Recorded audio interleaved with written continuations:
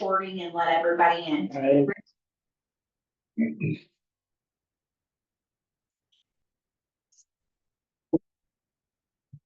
Nobody's in the waiting room. There's one. Boss. She's joining now. No, not on yet.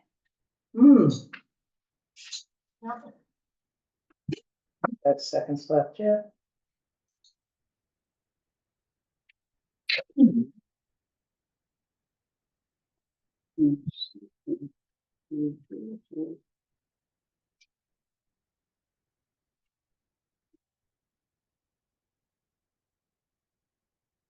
Better like water. Okay, it is now 6 p.m. So I call the meeting to order. Let's do roll call. Board roll call. Julie Fall. Christopher Webb. Stephanie Mosley. Robin Kissel. Michael Cornelia.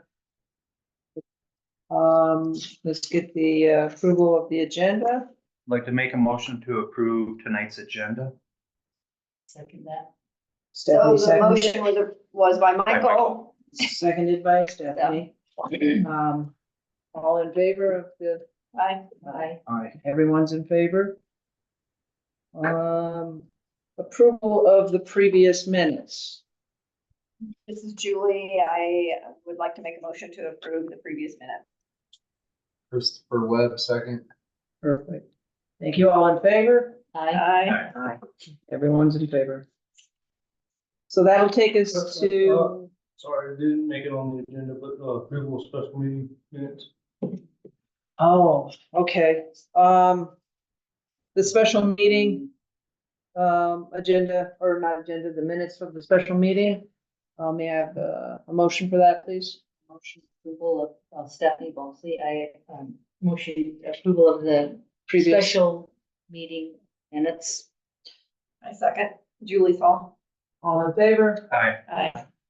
Thank you. Appreciate that. Thanks, Corey.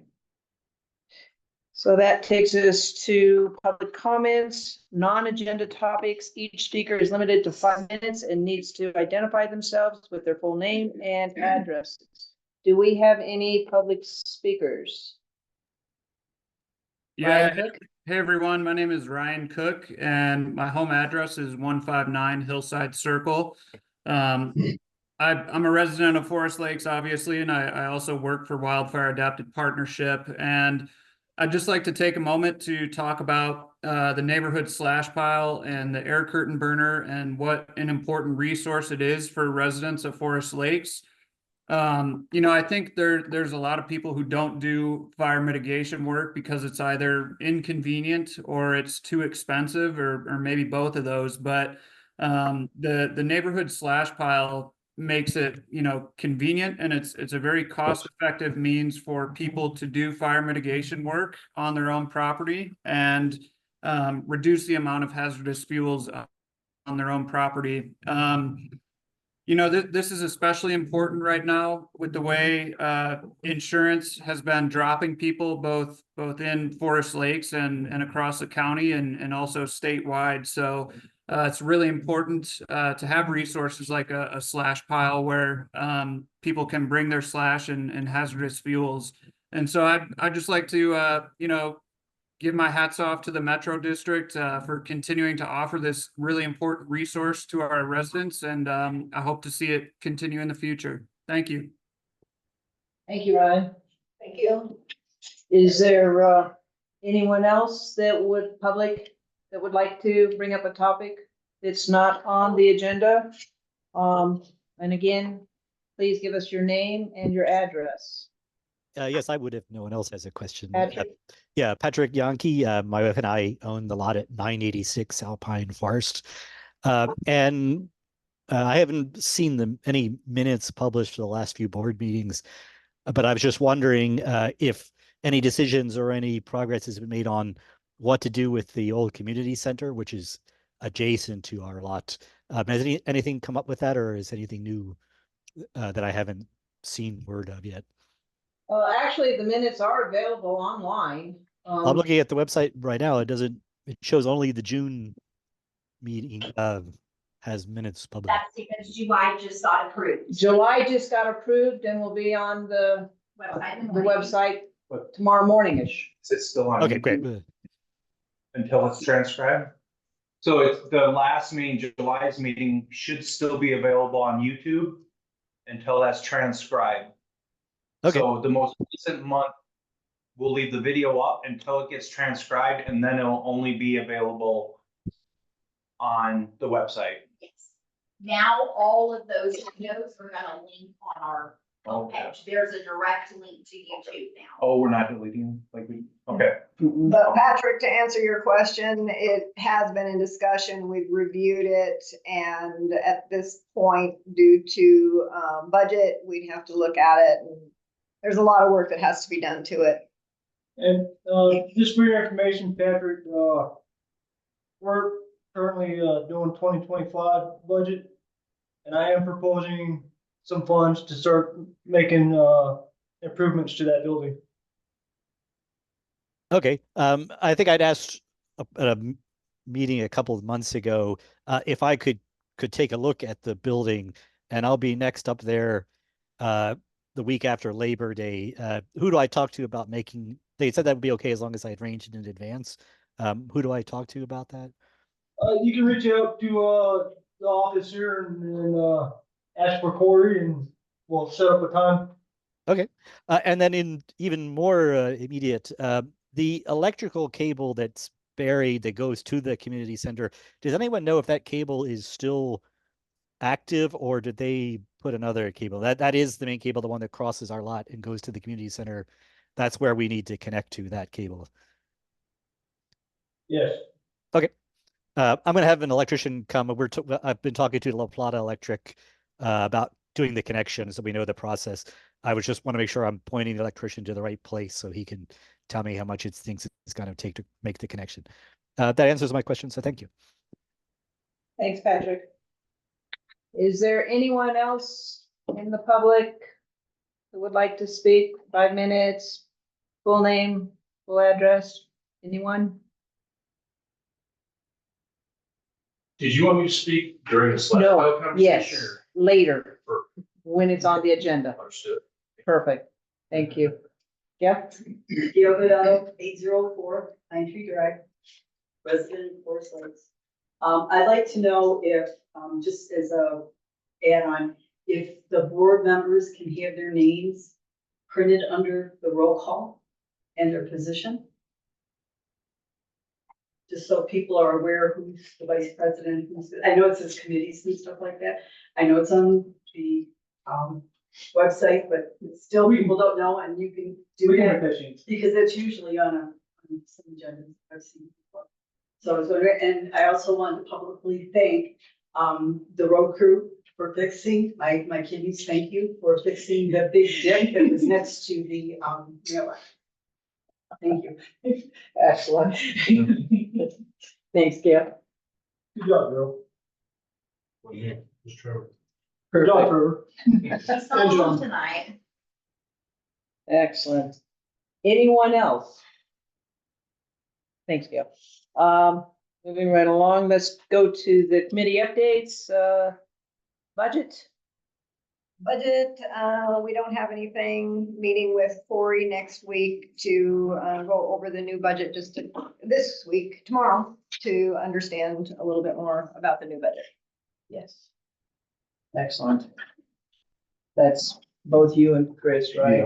You gonna be able to go? Yep. Okay, 4:30, yep. awesome.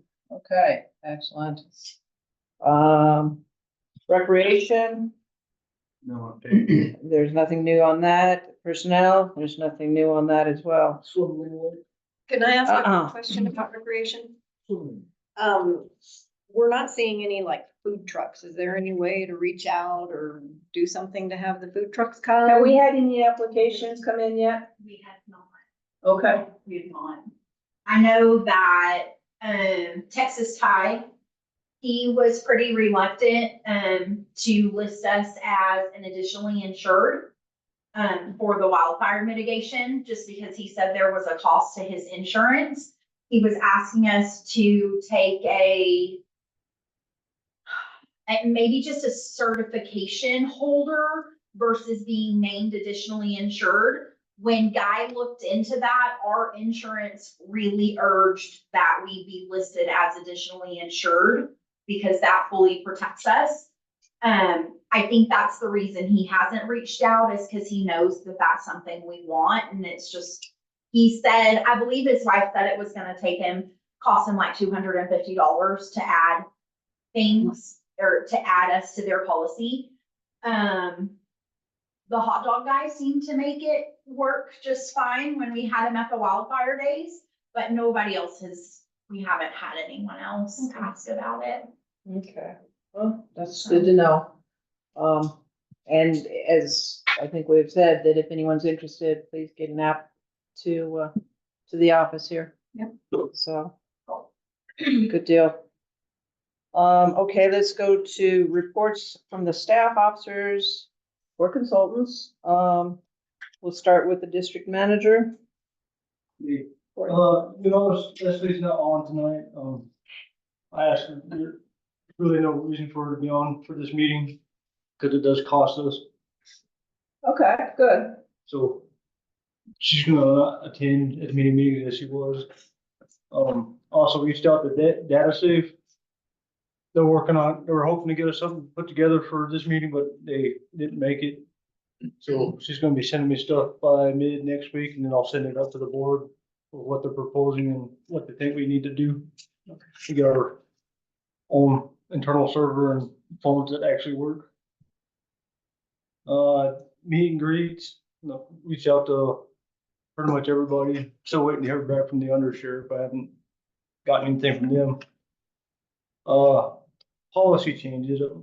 We've made a lot of internal policy changes with way we're doing time cards and stuff like that. The employee policy manual is lacking a lot of legalese that need to be in there.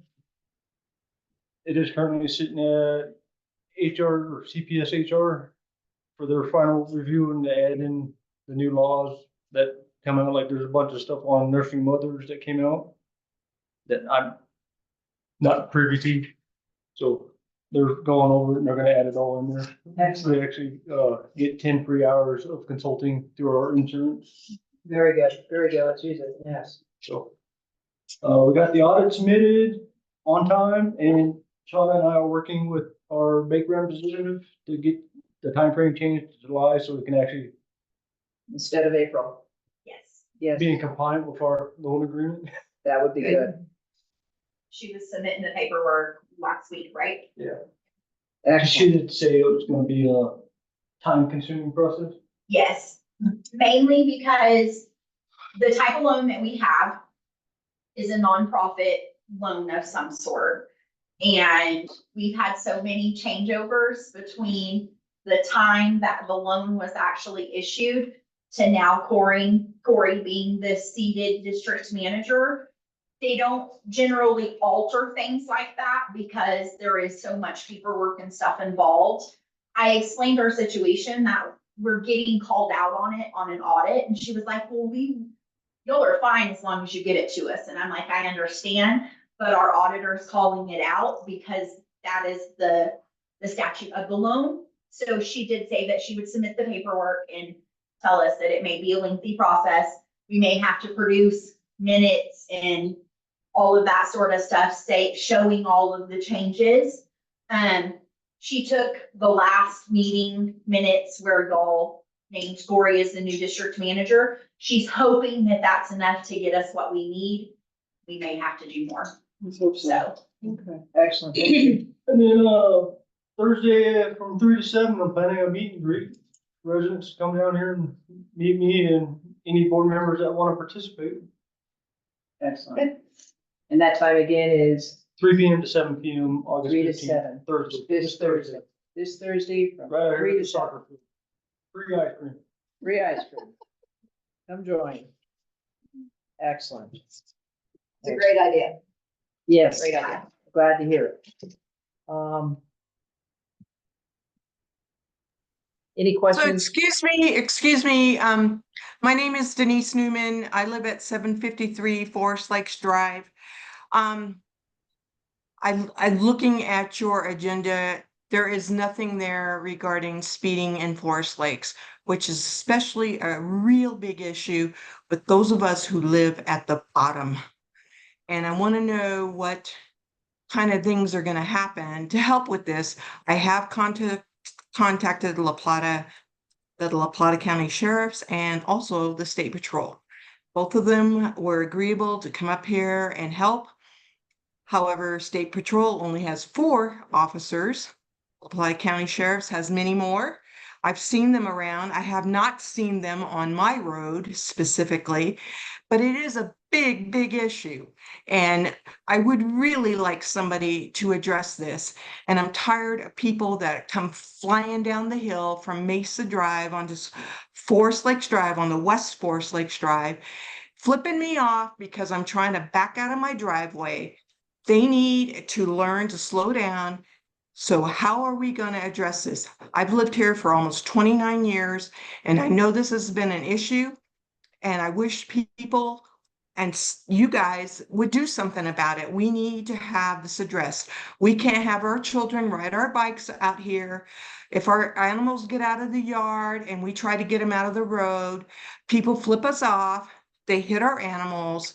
You know, it isn't right. And I don't think those who live at the top would appreciate it if I drove back and forth in front of their house, creating a lot of dust and running over their animals. So can somebody address this? It is a big, big issue. Go ahead. I would like to address that because my husband was running up Alpine today and almost got hit by a car as well. I've seen it on the Forest Lakes Facebook page. The officer that we talked to today said that anyone that has a problem has to call La Plata County Sheriff, the non-emergency number, get it on record. They send around a hot sheet at 4 a.m. every morning to all law enforcement within the county. That's Bayfield, Ignacio, La Plata, whoever.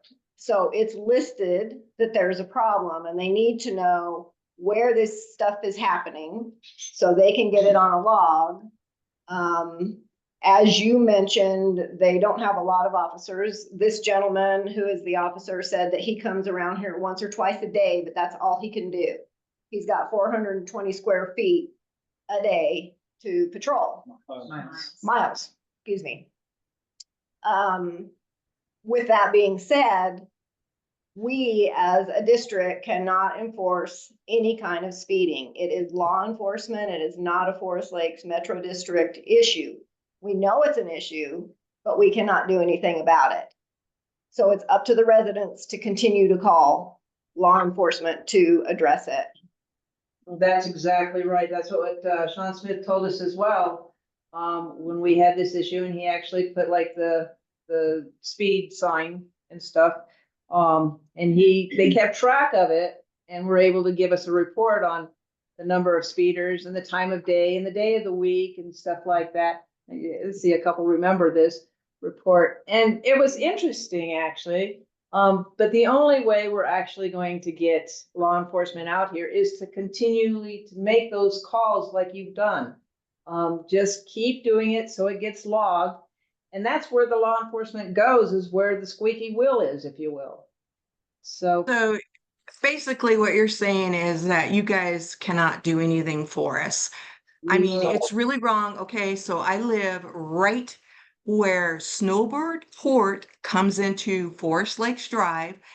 I'm right down the hill from Mesa Drive. So that road is not percent grade, is illegal, but I was told because it was plotted in the 70s, there's nothing to do about that. So I'm trying to back out of my driveway. There's no stop sign on Snowbird Court. The assholes from Mesa have a yield sign. They never yield. And the people that come around the curve, they never slow down. In fact, as soon as they come around the curve, they hit the gas on their car. I have pictures of vehicles driving way too fast. I have talked to La Plata County sheriffs and, as you know, State Patrol. there has to be something else be done. There are no speed limit signs coming down from Mesa to Forest Lakes Drive. And we asked that when they opened that road to put a sign up, and they told us it was too expensive to put a sign up. So our neighbors, we put up a dangled bike and said, please slow down. I've had people that have stopped on the road when I try to get my neighbor's dog out of the yard, stop and tell me, fuck you, get your damn dog out of the road. It's not even my dog, it's a neighbor's dog. I'm just trying to be a nice neighbor.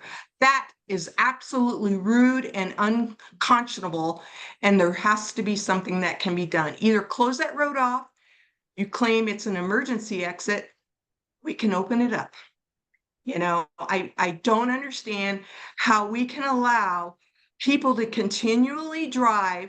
And I can tell you between 7 and 8:15 in the morning, speeders, between 4:30 and 6:30 in the evening, speeders.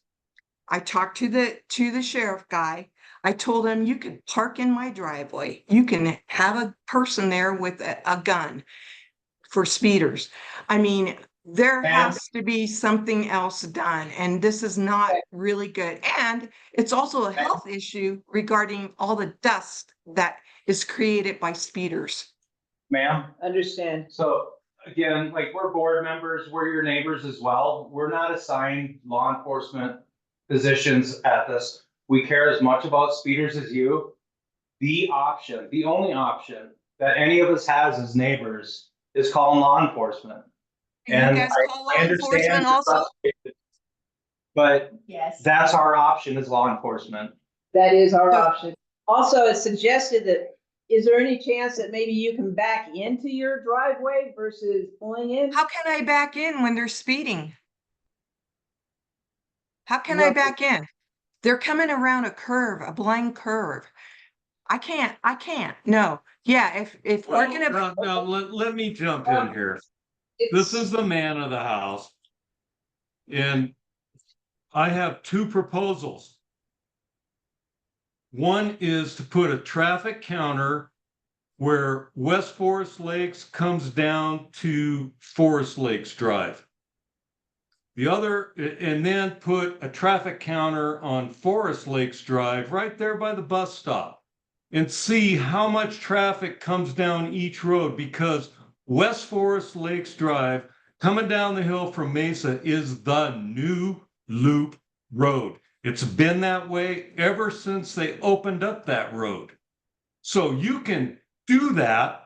I don't know if you're willing to pay for it, but you could do a study to find how much traffic comes down West Forest Lakes Drive as opposed to Forest Lakes Drive. And you will find that most everybody that's emptying out of the west side of Forest Lakes is coming down Mesa Drive onto West Forest Lakes Drive. They're not taking the other road. So once you establish that, yeah, you can hold your hand up like this is not a solution, but it is a solution. You could do a study to find out how much traffic is coming down in front of our house. Then you could do another study to find out everywhere in Forest Lakes Drive, how close the house is to the road to determine how much dust comes from the road to the house. And right here on West Forest Lakes Drive, especially on the east side of the road, everybody's house is close to the road. And everybody gets the dust from all the people coming down Mesa onto West Forest Lakes Drive. We cannot open our front window because all of the dust comes into our house. So think about that. So this could turn into a health issue that could be viable for a lawsuit. and not only that, exactly, you know, we were told when they opened that road up for Mesa Drive, when that man bought those lots back up there, Charles West, Charles West and his wife. millionaire wife. We were told that was a temporary and it would be closed, and it wasn't. So we were lied to. And, you know, I mean, I don't know where you guys live, but you don't live on my street. I So, actually live on Forest Lakes Drive, and I agree with you that that is a shortcut for the loop. And it's Yes, it very is. heavy traffic, and And there is it, a lot it's, of it's even a Google shortcut. Google Maps puts that as the direction instead of going up Loop Road. So people that have never been here before go up that road. And I can tell you, every winter when it's really bad, those people trying to go up that hill, they slide off on the sides of the road into people's yards. Coming down, they have slid into our yards, and nobody cares. I mean, that isn't right. I mean, So there's a simple solution. Close off Mesa Drive at the top of the hill. they can go out the. Everybody they that can- lives up that way can come down this way, but not everybody else in Forest Lakes. Which is what. Because you in the green shirt, I'm glad you agree with me.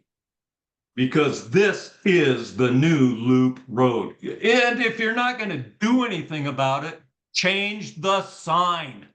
Yeah, and I just saw a car now just going past by. He's probably going 35 miles an hour to go up the hill. I mean, the issue is they speed here. We've had our neighbor across the road, someone coming down from Mesa, coming around the curb, smack into his truck. Yeah, We got- okay, we understand what you're saying. We do need to move on. Okay, We okay, but this is not going away. Thank you. We just don't ever get any input from you people. I mean, Will you let me we don't get any input, and there can be some solutions done, you know, and we don't feel like you guys care. I mean, maybe many of you live. All right. The district manager is going to speak now. You're muted because there is a 5-minute rule on the public comment, and the district manager wishes to jump in here. We do own a traffic counter in-house, and we will put the traffic counter out and get counts on who's going where, who's coming where. And we'll get it out there tomorrow, sometime. I'll get it out there tomorrow, first thing. And we'll get traffic counts and we'll get Okay. that information to the So board. that was one of their suggestions for a solution, is put a traffic counter out there. Thank you. Appreciate that. Okay, moving right along. Director of Administration, Shauna. We did training with Express Bill Pay. We processed the new hire paperwork for the new district manager. The new district website went live. Processed 4 excavation permits this month. We had a discovery meeting with possible IT consultants. Daily payment entry, 2 pay runs, minutes were transcribed from the board meeting and special meeting. Meters were read, monthly billing, basic things. I would like to touch on the new district website and remind everybody, it is up and going. At the top right-hand corner, you can't miss it. It's on every page, regardless of what you're looking at. You can hit that subscribe button and subscribe to notifications. We've already put out a couple. So anybody who subscribed seen about Corey's meet and greet. They've seen about the new pay system, everything like that. Also, the new pay system is completely free. There's no charge to it. You do have to re-enroll in those services, even if you were previously enrolled. On the homepage of the website, I have a step-by-step direction on how you do it. The only thing you need to know is your account number. Everybody got a paper bill this month, so you should have your account number readily available. If not, call the office. Barb or I are more than happy to give that to you. It only takes us a few minutes. If you're struggling with signing up or you have a question, feel free to reach out to us. We do know that Express was having some glitches over the last couple of weeks. They did get that fixed. We got a memo today. Everything is up and running. No one should be getting any error messages anymore. If you are, call and let me know that so I can reach out to them and let them know that something's still not quite right. Wonderful. But it's- Wonderful. It's all there. Good job. I like the idea of no fees and stuff like that. I So will say it is pretty nice. I went on there and checked it out. Yeah. Paid It's, my first bill. it's a good system. It's made to work with our billing system. You should have done this from the beginning. You didn't. We're trying to rectify it now. good. Well, we're doing the best we can. So good job. I appreciate it. Thank you. That takes us to Water and Wastewater Director, Mark. So for July, we used or we treated 5.5 million gallons of drinking water. That was down about 700,000 from the previous month. You know, once again, with the rain and stuff that we've had this year, it's not been necessary for people to use as much water. So, and frankly, when you get a high bill, you tend to pull your horns in too. Yes. We treated 2.2 million gallons of wastewater, which is relatively similar to what we do each month. We had, let's see, we had 7 high-use water queries. One actually had a leak in their service line that they did get repaired. The other ones were still, I believe, high usage. At our water treatment plant last month, we did lose a booster pump, and when I say booster pump, it's for chlorine. It exceeds the pressure that we have down there and is able to create a flow in which gaseous chlorine is then injected into the water stream. So that one has not yet been replaced. We did have a spare on the shelf. That's what's operating, and that's something that I need to get on coming and get back on the shelf. I'm not entirely sure how old that one was. Been here, I think, as long as Tim has, so it's about 10 plus years. Okay. Let's see here. We had a couple leaks this month, one on San Moritz. You guys have probably saw the pictures in there, and another one up on Pine Tree. Both of those were service line related leaks, and the one on San Moritz got away from us a little bit. We had to go all the way to the main, cut a chunk out of it and put another chunk back in to get that one repaired.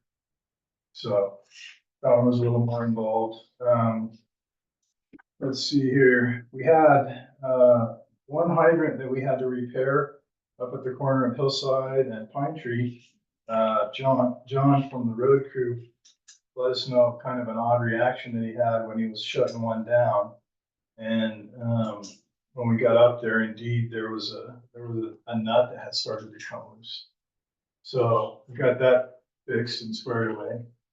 If you guys know anything about hydrants, they're kind of spooky. A lot of pressure. Yeah, they can react unfavorably in some instances. We had another meeting with AJ Electric and our district manager regarding the generator project. You remember signing off on that. As we got more and more into it, we decided to pivot on this project and try to do it the right way the first time. What I mean by that is our plan at this point is to have 3 stationary generators come out of this project that are going to power each booster station and our well field, our complete well field, and our shop and our lift station down there at the shop, and still be able to utilize most of our budget for that. Okay, so what it is going to do likely is we're going to have a little bit more money next year to complete the project.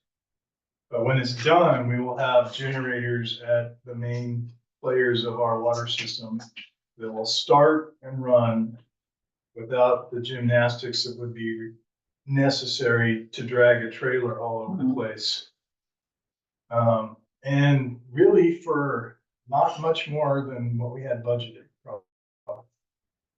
The new quote came in at 211,000.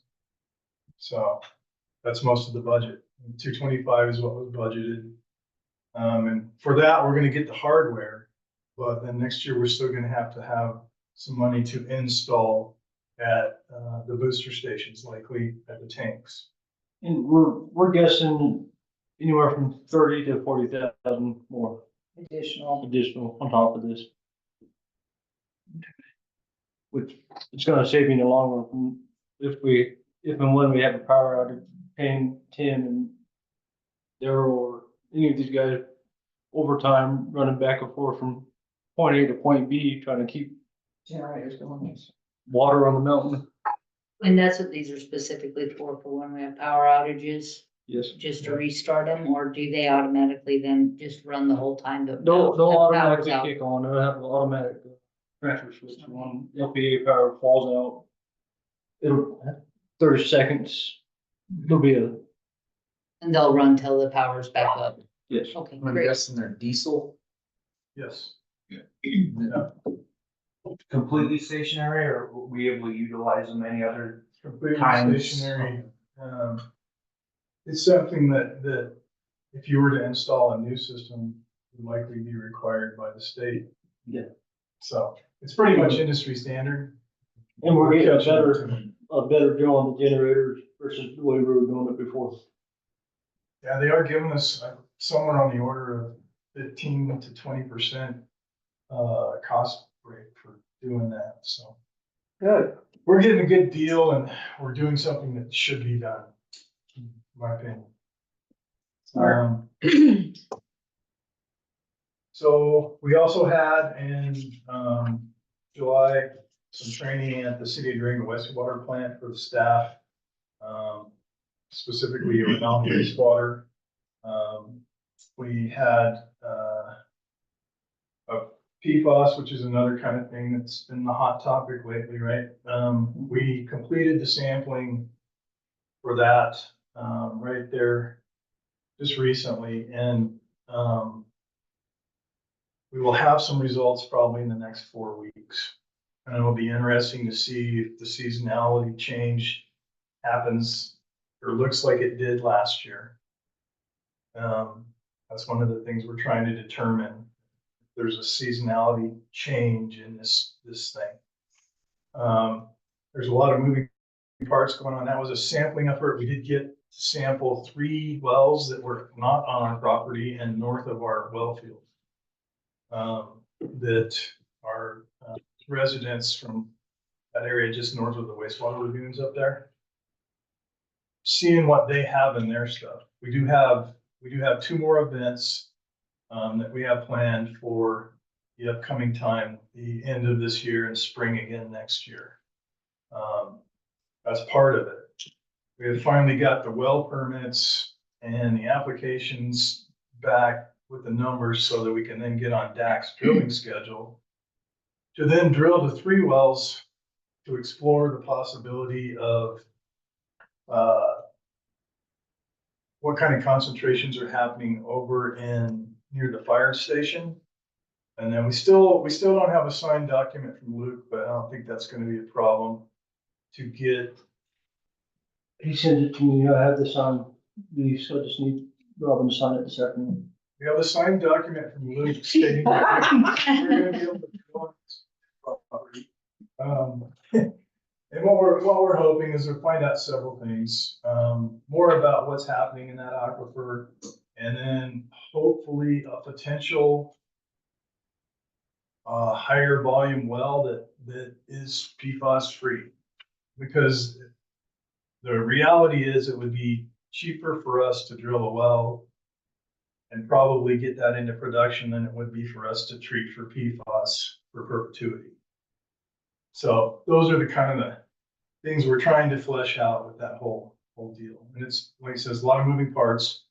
We had to put down $30,000 to get on DAC's schedule. And Shauna and I are working to try to get that back into our budget as quickly as we can. Cause that's all part of that grant Yes. Exactly. for So the as- neighbors that don't know. As soon as you guys sign the check for, that stuff tonight, then tomorrow I can actually submit a bill to CDPHE or an invoice to them. And then hopefully we can get those funds transferred back sooner than later. Excellent. Let's see. Yeah, that's pretty much most of it, unless you guys have some. Does anybody have any questions. comments or questions? Good job. Appreciate that. That will take us to Daryl, Director of Roads, Recreation, Open Spaces and Maintenance. For the month of July, we continue culverts. We got 4 culverts completed. We ran into some problems. New culvert cleaner that we purchased, we got that stuck. So it needs some repair. We got it out, but it definitely needs some repair. Or as far as our jetter, the hose is pretty rotten, pretty old. We're gonna have to replace that. Maintenance on the backhoe. A little bit of maintenance on the back trailer. Cleaning up around the dumpsters, the bear's back. Everyone wants to go see him and say hi, ask me if he can go somewhere else. We had 4 rivers come out, crimp, one line on the jetter, that's how we figured out it's pretty rotten. Cause we crimped that one on and the very next day, popped right off. Luckily not under pressure, it did it while it wasn't under pressure, so. Otherwise we would have lost that and it would have been a pretty good bit of money. Also had them adjust the articulation on the motor grader. As far as the parameters for the moldboard and the, articulation, got that fixed. We got our rock picker, the roads, works pretty dang good. It does need a little bit of tweaking here and there, but we're taking something from the agriculture department and trying to put it in the roads, so it's gonna take a little tweaking, but it is working. Coordinated with County Road and Bridge on County Road 501 down here to remove a dead tree that we had. It was leaning towards 501. We caught her in town. We got her down, so good to go there. We did deploy the new traffic counter on the 3rd entrance of Pine Valley. There's an average of 45 vehicles a day using that as an entrance and exit. We changed all codes on doors, and we're still waiting on the wiring harness for the skid steer. All other equipment besides the skid steer is operational. All fleet trucks are operational. 0 accidents reported. And we completed 439 miles of road this month with. Not 439. Yeah, 439. I wish. That was a really nice, really nice month. Really busy. 4.39, okay. Yeah. And that was 413 tons of gravel used. Excellent. Can I ask a question? Have we heard any more from La Plata County about the entrance paving? I reached out to Jim Davis today. They're willing to play a game. It just comes down to you guys and. Sign, You it's wanna- gonna cost us some signage, it's stuff like that. It will be event, we need to do training for our residents as to the directional type stuff and stuff like that. I haven't really put a price to it, but I'm thinking about right around 3,000 for signs and posts and concrete to put them in there. I've already reached out to Bayfield. They said they can borrow the VMS signs, post notices. They be aware of traffic changing. We'll have to coordinate, and probably talk to the La Plata County Sheriff and see if we can get a cop to sit there for a day or two. But odds of that happening are slim. And you'd still probably want to talk to the school district too about the bus stop if we were. Cause on that La Plata plan, it showed it kind of going in front of the bus barn where the buses parked in the morning. See what their thoughts on it are. It goes that far. That would be if we Added. added to it. Well, wouldn't we be changing the traffic flow though? The one Oh. way in, one way out? Yeah. And it would be Yeah. crossing over right in front of the Well, I mean, bus barn. the school's already doing that. We're coming in one way, going out the other. Cause sometimes they park like right there Right and in block the that middle, whole thing, that. Rick Yeah, where George they cross just put that Well, culvert. well, they're gonna continue to do that no matter what we do there, because when they put that stop bar out, you're not supposed to pass on either side of that school Right. bus. So, What was, I'm sorry, Daryl. was it something that we can say or not say? it's something I prefer not to say, but it was a good idea. It was a roundabout. Oh, I hate roundabouts, especially around here in Colorado. But the bus could be put into, it doesn't have to go right there at that entrance. It could be moved up. Well, I think Rick's by idea the for the roundabout was having it at where the tractor is right Right. now, right? Yeah. Like down further, kind of in the area The bus before the bus stop, like where that tractor is. So the transfer and switch of people going from this lane to this lane would be made before The the bus stop. Yeah. so it definitely needs more discussion. Yeah. And mapped out. Or we can always move the list. Definitely more discussion. We got the tractor right in the middle of the roundabout. Okay, get rid of the tractor. There you go. Corey likes it. Center. Well, Call it Corey Circle. so do we need Under your to, watch. You do it. when would we discuss how it really needs to go? Maybe we need to get a committee or something together on that. What do you think? Form a committee, maybe there's a couple residents that might be interested in being on that board as well, or that committee. What do you Yeah. think? What about like signatures? There'd be a number of signature, like people, cause wasn't the issue like the one way in, one way out that we wanted to ask the residents about? Yeah, we were gonna do a survey to see what the thought on that was as well. And a part of doing this one way in, one way out, is that the one that The it's service called the road? service road. It's not supposed to be in service at all. It's not supposed to exist. It was supposed to go away when they're done developing and doing whatever they're You're supposed to do. supposed to, yeah. So we're not in the good graces of the county right now because we're not compliant with what they want. Also, Is that what that is, the third entrance there? Yeah. Pine Valley? That doesn't, we're not, I know the grade is too steep. so Mm, to kind of help get us going in the right direction, we need to at least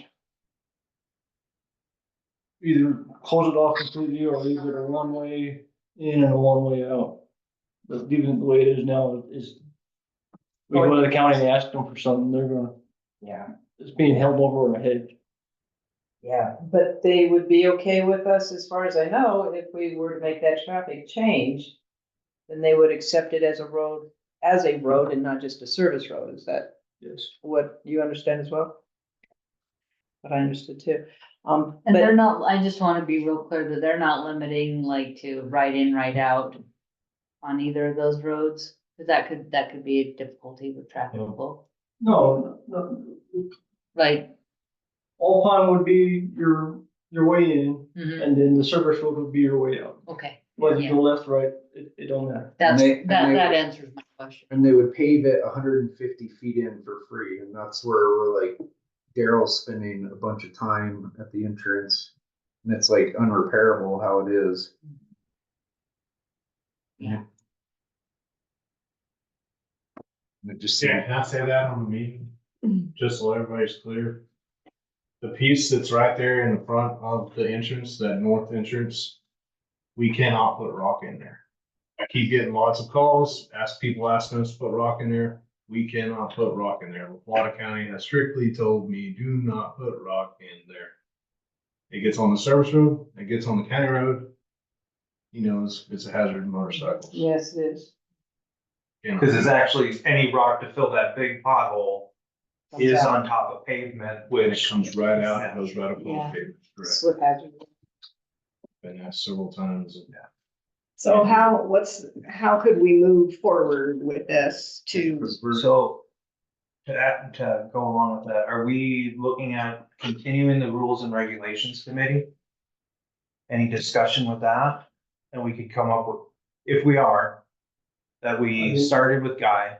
If that committee was still in session, because we accomplished, revising that Project same- was accomplished. So there was discussion that we took care of a lot of the rules and regulations, but there were issues in the community that were gonna be dealt with next. So are you And- saying use that same committee for other? To come up with some ideas, hopefully get more public input, that was the point of the survey.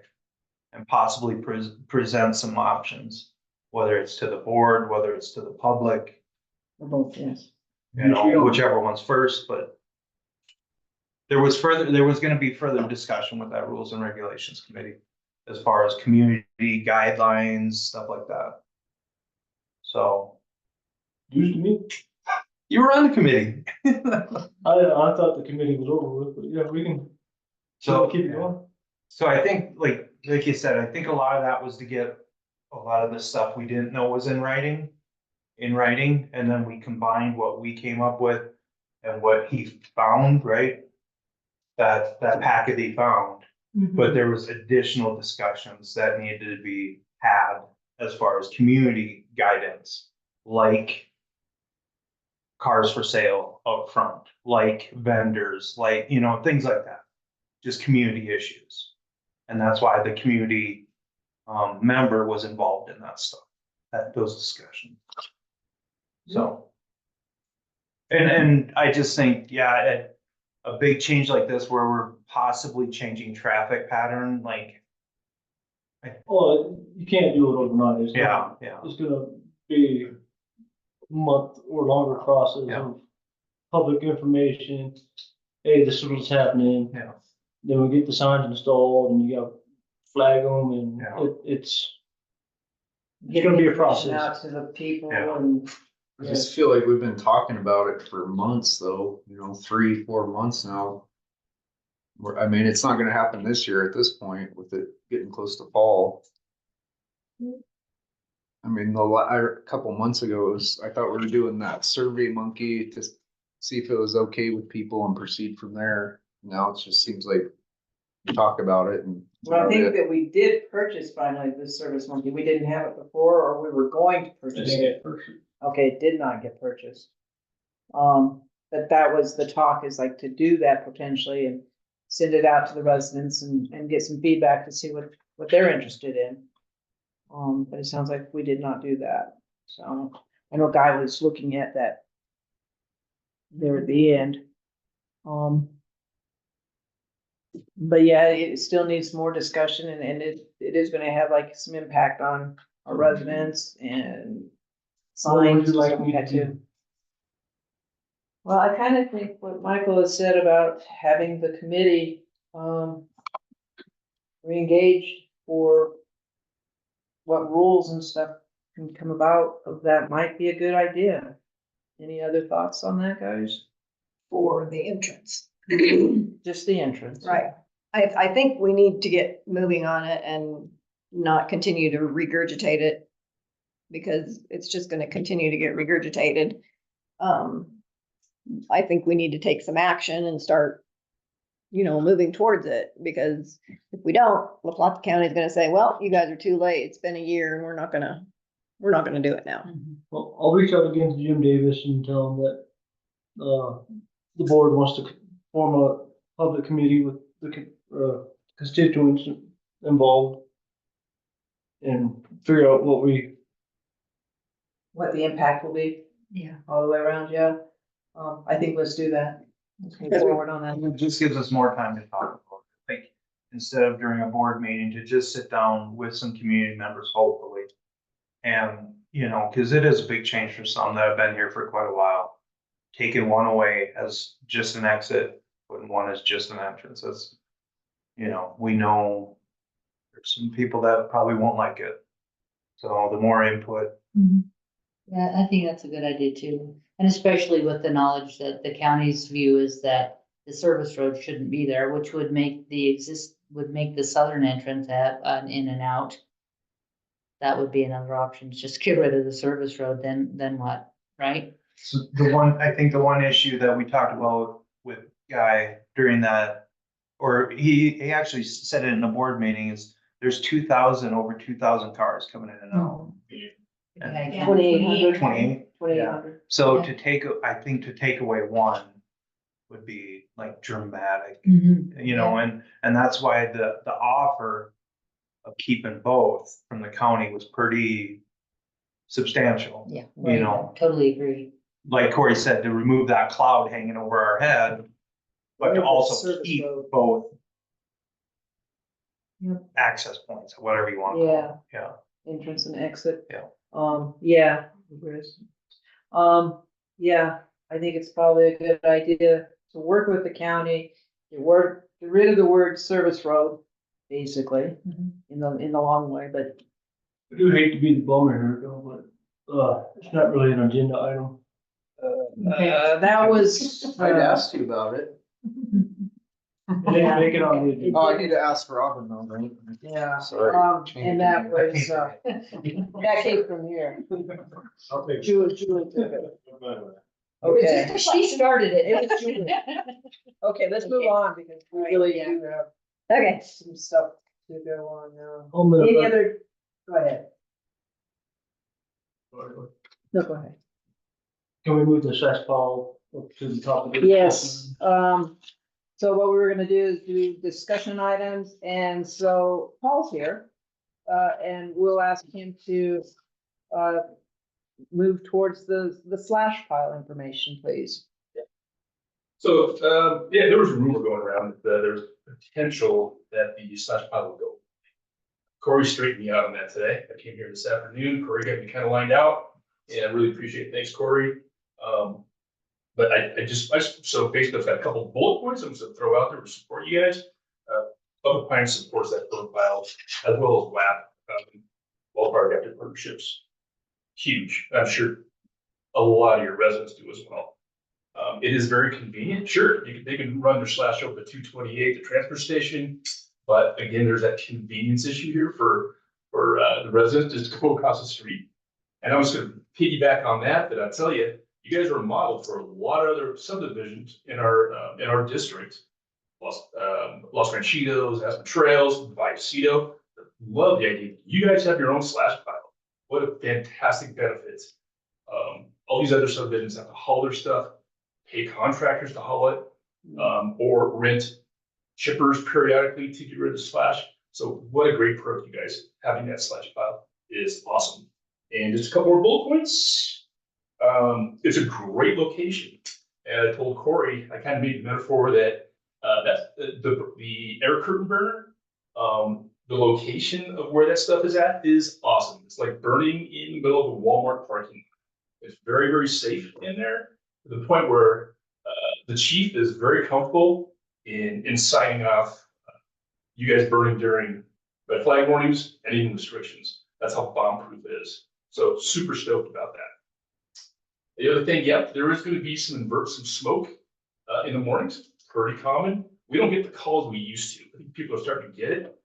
Until that inversion lifts in the morning, that cold air ceiling lifts with the warm weather, that smoke will disperse. And we don't get the fraction of calls we used to. I think people are getting it.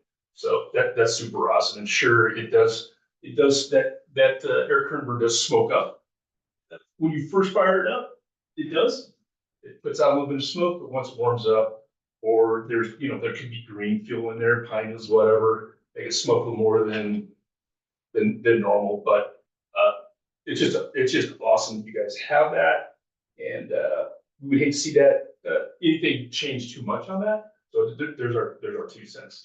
Perfect. Thank you. Perfect. I don't see anything changing on that myself, so. Fantastic. Just residents need to also be aware, like I went down there to drop some off and there was green trees, there was painted boards, we have to do a better job as residents of keeping that clean, so. Nails, so on. Yeah, it's just so many deck boards, so many green treated boards in that pile, like we need to do a better job as residents. So there is more regarding the slash pile Okay. in the packet. In packet, page 17. Number on the top. Okay.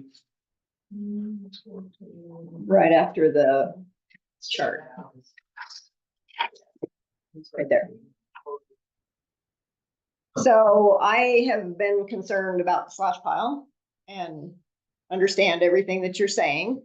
I reached out, first of all, the burning is a lot, as you know, because of the mound that we have to go through. You're taking a person to have to do this all the time. We're now having to rent a skid steer because our skid steer is broken. We're spending a lot of money and time doing the slash pile. So I've come up with 3 options to try and make it better for Forest Lakes. Option 1, which is what I'm proposing, is Durango Trash Panda. So I did reach out to them and they will come and get the slash. They will put dumpsters there. They will take it off for us. It can't have wood or pallets or anything like that in it. And so we would have to be separated. But we could get something like that on a, twice a week basis. It would be way cheaper than what we're doing right now. The guys would just have to pick it up and put it into the dumpsters and then they would haul it off. That would allow a full-time, part-time person, whatever we're spending right now, to do other things. Get the slash pile into the bins. The residents could not do that because I'm sure we're gonna get tires. I'm sure we're gonna get other things in there, and that's not what the dumpster in Bayfield will take. They can only take clean stuff. So I told them that I was bringing that up at the board meeting, and then if we wanted to move forward with something to possibly get a quote to see how much it would cost, that would stop daily smoke. We wouldn't have no more smoke. No more potential fire hazard because, I understand what you're saying, but embers go, the burning embers could go across the road or across the pond or whatever and catch a tree. Because they travel a long way. No employee would be spending 24/7 burning all day, which is costing the district approximately, I just did this on a part-time person, $8,600 for 6 months. The use of this employee time could be best utilized elsewhere with roads and maintenance or wastewater. Neighbors in Forest Lakes that have complained about it, and also in Forest Lakes, surrounding areas have complained about the smoke. That would alleviate that.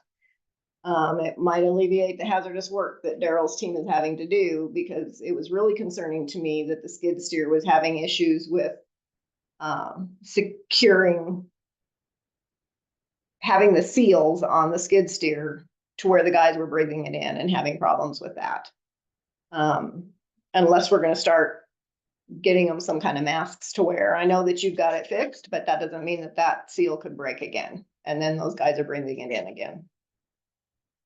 Option 2 would be a wood chipper, but they're to purchase one, because if you rent one, they're like $25,000 for a weekend. And you can't have nails and all that stuff in there. So, plus you would have to have 2 people, safety reasons probably, for a wood chipper, putting it in and doing whatever has to happen with that. So that would cost more money too. Continue to burn the slash pile. I have proposed that possibly the district, again, close the slash pile for a couple of days, let the slash pile be burned. If somebody had an emergency or needed to get something out of the way, they could take it for $8 over to the Bayfield transfer station. Safety measures would need to be put in place on the fire hazard. I talked to Corey about that. We have no fire hydrant. We have a fire extinguisher, but what if it gets away? We have a whole kit that I put down there this year for fires. Every hose is rolled up in there. Everything that we need to hook to the fire hydrant, the nozzle, everything's in that box. So there is a fire hydrant over there. 100% complete fire hydrant box. Okay. So I put the cost.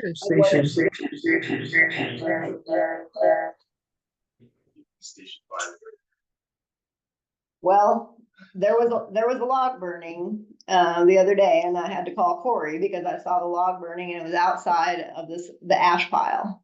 And it was a super windy day. And I had only gone over there because everybody was smelling sewer, and I saw that, called Corey, he went over and put it out, and I went to the fire department and nobody answered. So we can't rely on you guys being there, you may be out on a call. So anyway, I've got some guesstimates in there as well. So my proposal is maybe we try and get Durango Trash Panda to give us an estimate, see how much it's gonna cost. No more burning, they would just take it away and we'd be done with it. I have a question on the Durango Trash Panda option. So what, they'll have a dumpster like our trash dumpsters and people are gonna have to bag all their waste up, to take it up in there? How will that happen? There'll be some- Still dump it in the slash pile, and those guys would have to, because they're tall, there's no way anybody can put anything in. Yeah, there. that's what So I was they would still asking have to about. use the skid steer to put it in there, or the bucket front loader. And that's just like a one-time thing, or that would be the operation from here on out? Yes, Okay. operation. So do we have any idea how long it would take for the guys to spend, loading it from the burn pile into the dumpster? Is that, I mean, Daryl, I would think with a bucket, rather than a skid steer, you'd get a heck of a lot more in there quicker. You have to change your equipment because you're gonna want something with a thumb. that's tall enough, right? Like a fork. There'll be separation time too, to separate. I mean, it's like. There's another thing is slashing. We go through with a chainsaw to actually be able to fill voids in there. But dangerous. I don't think any of our guys are trained properly on it, so you would have to talk, training for. I think you need to mute Carrie. Chainsaws. I Yeah, I mean, if you just pile that stuff in there and then try to press it down, it's just gonna fall back up. So you're not really utilizing the full space of that container without being able to get in there. I don't know if CCFM is on today. They're not. They would be able to tell you what better describe slashing, but, I did wood for a long time, or, cutting down trees and stuff, and yeah, we would go through and actually slash that trailer, and, it just makes more room, so it cuts all that slash that people bring down there in half, and it's easier to compress.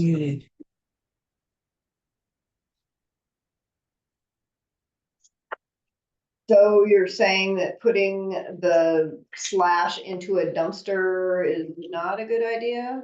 Not muted.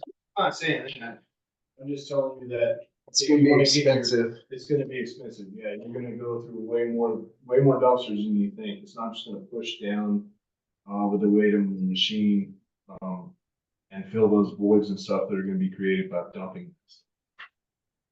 That's what I'm trying to say. Can I speak up? I will take no more than 5 minutes. I promise. Is this regarding what we're talking about now? Absolutely. Okay, 5 minutes. And please. So, as a longtime resident, I was around here for Missionary Ridge. I am a fire management specialist for the U.S. Forest Service here on the San Juan National Forest. I have been involved in biomass removal discussions in La Plata County for a long time. And I can say by far, as the last gentleman said, that Forest Lakes has the very best biomass removal program in La Plata County right now because of the slash pile and the air burner.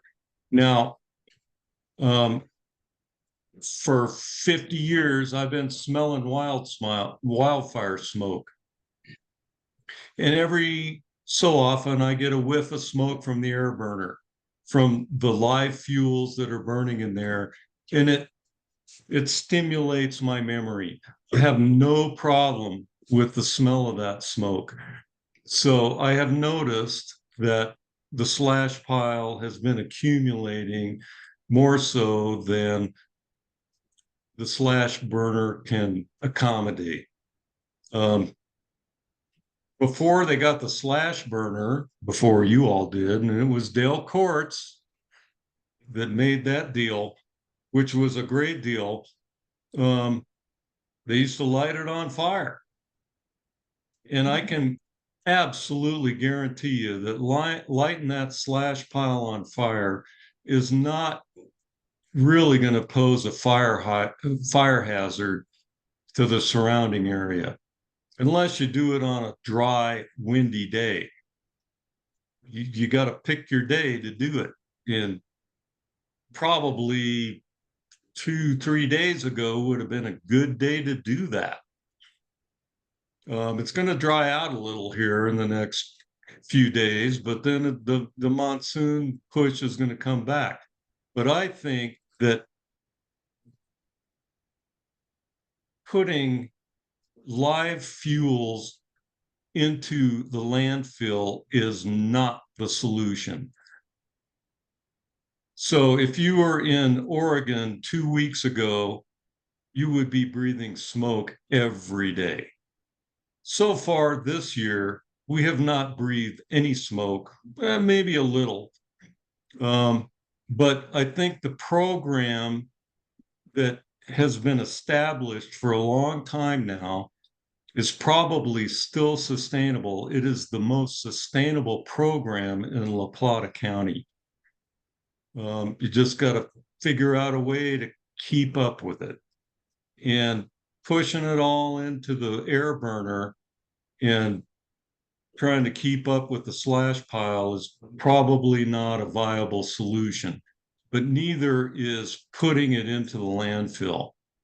There's not an issue, well, there's not an issue with me as being a smoke breather for the last 50 years about breathing a little smoke for a little bit of time. Because if the smoke was coming from our residents, it would be a lot worse. That's all I have to say. Thank you. Thanks, Terry. Now, the Bayfield transfer station does chip all that stuff up, and it is a program where residents can go and get free mulch. So they do that. It's not just dumped into the transfer station in the landfill. So Do you see seasonal decreases with? The reason why we're so behind this year is because starting out with the year, we didn't have a part-time employee. We didn't hire Doug on until, I don't know, 2 months ago. But it was also down for a little bit too, during peak growing season as well, right? Because of the burner was broke, we had to get the rake or whatever, right? Yeah, we didn't have the rake. We didn't have a person to burn. And then we had the fire. I mean, that was quickly overturned. The insurance company's paying for the rentals. Yeah. But in a typical year, the pile's not, and it's actually pretty good right now. I think, I mean, I've been here for 3.5 years. You did do one burn, right? Small. We took a small, just took some pressure off. Yeah, everything I had, I could do in a day. And no issues, no worries with that small burn or? That's what we got. That's what I'm wondering. Is there a way we could do like a secondary like burn area where we could like get that like a huge pile like that and just light it and get rid of it in a day? I'm fine putting it all over there. I mean, get another pile going over there. Yeah, I know because of the nails and all that, but that's what I'm wondering is can we take and get a big pile kind of over where we had it before? Of the fire department, light it, Yeah, we can do that. and then we're not burning it. I mean, we probably still need to run it constantly, the air curtain to keep up, but I mean, if we got it down low where we didn't have to run the air curtain all the time, let another pile build up, do those big quick burns. Yes. I mean, is that something That'd be you, a help, man. Yeah, absolutely. Be a help. You're still gonna, I don't know what that take, Daryl. It took like 3 days to burn down.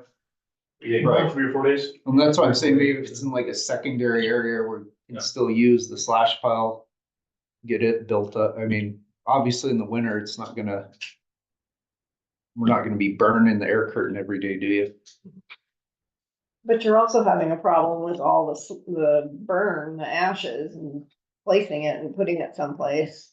This year just didn't pull the ashes. We didn't have a part-time guy to pull the ashes. Usually what we do from year to year is we take the ashes back to the back. We have a big spot back there. It's an open field. We take them all there.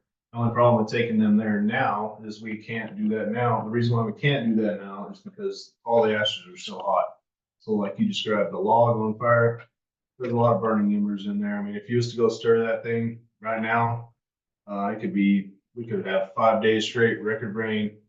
I can go stir that pile and you're still gonna have embers in the middle of that pile. So, we have to wait till, after winter, and then we'll transfer all that stuff in the spring down there before we put a new batch of, embers in there. But yeah, we have a place to store the embers too, yeah. Well, one other reason that I brought it up is That would be efficient to haul off if you haul off something. I mean, you could fill that whole thing up with that. I don't know if they would take the ash. Supposedly there's a market for that stuff. I haven't been able to get anybody to buy it from us yet. I've been trying. Can't I'm find just wondering, anybody. there's that Rocky Mountain soils over in the San Luis I did Valley. contact them and they Yeah. said that they would be interested from time to time on small limited amounts, but. They're just not they a big asked enough. me, so, oh. Okay. Trying to find somebody to buy it in bulk, but I can't find. Yeah, all right. So I have a question for Paul. Since we have the air curtain burner, the fire department doesn't issue burning permits to residents, right? They do now, or they could. No, but not to burn slash and things, maybe a recreational fire, but No, you're there not, are no restrictions on the community here. but nobody's Same. asking for We permits haven't had- because we have a burn pile, right? And that's, and that was actually on my list that you take, if there is any compromise with the burn pile, will people start doing their, asking for burn permits and doing their own burns in their own, on their own properties.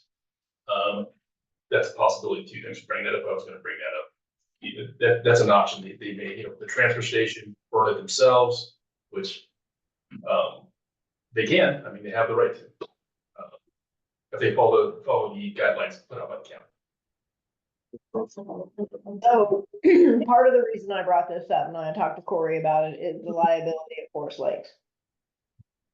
If embers get out and it starts a forest fire. But he was saying the chief said it's like bulletproof almost. No, we got trees. We got trees all over the place. This is, The location of the air curtain burn and burn pile, it's pretty awesome. We're really comfortable with that air curtain burner is, and it's designed not to put up a lot of ash. So you don't get if we were to have piles like you're talking about, little supplementary piles, that would put up more ash, or if the burn pile itself were to catch, that's gonna put up more firebrands, embers, than far more than air curtain burner ever will. Yeah, the air curtain burners it's nice to have for sure. and if you guys were to do like, when you do those secondary burn piles, you do it on a day that is favorable, obviously, that you're comfortable with. Oh yeah, like we definitely, whenever we burn with those good weather windows, for sure. So one of your concerns is like when it piled up really high, right? That's what kind of sparked this as well? Yeah. Or I mean, mainly? And I was worried too. That's why we built the box and had the box and put all the hoses in there. That way, if something did happen, we could put it out as quickly as possible. It would help them, of course, but we're not firefighters, but all that would be right there, accessible, ready to go. They wouldn't even have to fire up a truck. They could just walk over there. I just want to say, as a resident, I'm just so grateful that we have a slash pile, because the more people that do mitigation, it helps all of us, it helps the community, it helps the surrounding, helps the people across the street, helps the fire people so that they can go someplace else. I understand what Julie's saying though, I've seen it get big, and if my history's correct, in times where it got big before, even when the fire season was a lot worse than it has been this year for lack of rain, the fire department was always cooperative and would come over and take it and burn it on their own. So in that regard, I think that would be the way to go, to keep it, just to monitor the pile a little bit more. And I know before they did have part-time people or a person assigned to that directly, and I know it's done different now because there's different departments, but somebody would be running it 24/7 just to get it down. And if it got overwhelming, just because of circumstance or whatever, they would call for time. And we've always had that kind of cooperation. It's very good discussion. And I think it's a great, like, if we ever needed to as well, like, just understanding that we do have somebody that we could bring out dumpsters and dispose of it if we needed to. I think that's a great additional resource, maybe a tertiary response, but it's also great to have that. Like, I think it's, yeah. Julie put a lot of work into this. Thank you. Yeah, you know, we may want to think about it Yeah. a couple of times throughout the summer when there's fire mitigation as a add-on. You know, so that slash pile is not so huge. Thank you. Sorry, one more question. Do we do a study? I mean, I'm guessing at a certain time when more people are here in Forest Lakes, there's more mitigation going on. Perhaps using that time study of when the pile is at its largest, like what you're saying, the tertiary response might be something to have, like, first we do this, then we do this, then we do this. And maybe we do call them in and they come in and they take it or something like that. Because I know personally, just going down there, it was small. And then all of a sudden, with some of the people that have come up the mountain and, you know, summer homes and stuff, poof. Yeah, I'm thankful that they want to mitigate. I don't want to stop that. On the other hand, be prepared for it and have maybe a systematic plan, do this, and if it gets so high or whatever, or circumference, I don't know how you measure it, but to be able to do something like that. And that's a good concern that you've already done the research and that might be implemented. And that's what I was asking, seasonal, like, if you've noticed in the past, seasonal usage out of that slash pile. In the summer, a lot more. In the winter, not as much. Believe it or not, there's still people bringing stuff down there in the winter. I don't know where they find it. They dig up the snow in their yard and bring it down there. I have no idea, but they bring it down there. Yeah. It's not as much in the winter, of course, but it is, yeah. For me in the office, I think the uptick of the pile getting so big, like Gail said, it was at a manageable and then all of a sudden it's huge. We also have building going on. When people buy vacant lots, that's the first thing they do is they clear their lot and prepare their lot. We have quite a bit of that happening. I do know that it is in the policy, and correct me, or, well, when the previous management was here, and I don't know what ever happened to it, I don't know if it was, something that was done by you guys, that y'all voted against it or what, but it used to be, and it's still in the policy, the slash pile was actually closed from October to May, October to April, I wanna say. It's actually written down there on the sign. If you look at the sign, it says October to April or from October to May. Is it October or I November? think it's not November, October. I think it was. I remember it was closed for a couple of months. I haven't seen it closed since I've been here, but yeah, apparently it was closed. I think it was a combination of, like, we did that huge fire mitigation push. The equipment was down, like, it was just, and like you said, buildings going up, a lot of building this summer. And so it was a huge deal this summer. The more we can keep encouraging residents to mitigate and do all this stuff for their house, it's gonna help, hopefully, all the rest, people start getting insurance back. Yeah. A lot of people have been losing their homeowner insurance. Get the eyes off us again. Yeah, Insurance. yeah, that insurance has been an issue too. Good job, Julie. Very good. Yeah, thank you, Paul. Appreciate you coming Thank you. in. appreciate your input and stuff. So let's keep this as a resource, as a backup to the backup kind of thing. I think, at this time is what I think everybody's kind of gearing to. Do you agree? Yeah, I think, you know, that, I think we should come up with a policy that if it gets to a certain point. I like that, but if it gets to a certain, like Gail said, even if it's a diameter or something like that, then we go to phase 2 and we have a policy of how that plays out. Yeah. Yeah, Work with like, it. 'cause we do have, sounds That's like we have a lot of options with additional burning with the fire department, with Mhm. the trash panda, Yeah. possibly hauling it off, which would mean we would still want to know what those prices or. Yes. I mean, the cheapest would be the fire department hopeless. Absolutely, but Yes. it might not be sufficient either, right? So I mean, I just for part of the policy, I think that'd be a great idea. And we're very lucky this year, like absolutely lucky. Everything's green and we're still Yes. getting rain. Yeah. And Been very fortunate. this there's year. gonna be years that it's not, and it's, yeah, that pile can get, yeah. Yeah, this has been crazy wild. Yeah, Very- out there where we did all the veg management on the east side. A There's lot a of ton thistle. of thistle and stuff out there. Yeah, the rain's been very good for it. Gives me something to do. Me too. Okay, is everybody good with the slash file information? Moving on. Okay, let's go back to the agenda and back to A. The discussion nobody wants to have. Oh, Sewer rate. In front of you, you have the number that I kind of put this Excel spreadsheet calculator together. I spent quite a bit of time, updating actual users and what we have. Now, this is kind of pertinent to, budget planning. Because one of the things that I think we should look at doing is doing away with the part-time rate. Everyone should be paying the same rate, whether you're 6 months out of the year versus 12 months out of the year. It still has the same impact on our system.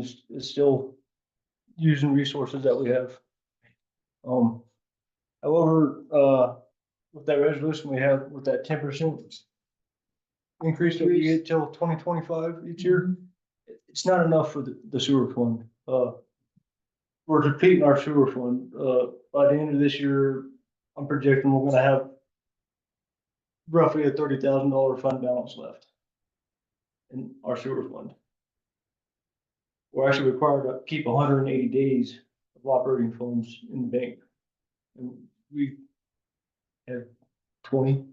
20 days, basically. That's how much that would get us, is 20 days about.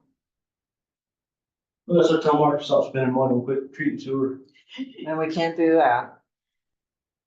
And on top of that, we don't, the city hasn't come down yet and given us a timeframe of when we're gonna have to upgrade it from lagoons to an actual mechanical plant. State. It is coming. I just don't know when. I'm projecting 28. It's probably when they'll come out and. Okay, but. But it Yeah, could be we don't sooner, have it anything it there could be about- later. But we keep bottling our money in the winter and the state is going to smack us around if we don't fix it. So on top of that, you see option 1 through option 4. Option 1 gets us moving in the right direction, but to plan for any future capital debt out of the sewer fund, the fix protruding taps, the main line over on San Rich that's got a bunch of holes in it. There's manholes. Manholes. We don't have any funds to repair our sewer infrastructure. And eventually it's gonna collapse and then we're gonna have a catastrophe and we're gonna be looking at trying to borrow money and we won't even be able to get a loan. We don't have a fund balance in our sewer account or grant. So option 1, that gets us moving in the right direction. It's not a huge hit. I did already factor in the 10% increase in the current rate, because that takes effect in September. So if you look at it, let's multiply by 130%, that's really just 30%. So we're looking at a 30% increase on option one. Option two would be a 40% increase, a 50% increase on option three, and then a 60 on option four. I'm suggesting option three, that gets us in the right direction. Keeps us putting money back into our fund balance, building it back up to where it needs to be, on top of setting aside money for capital improvement projects.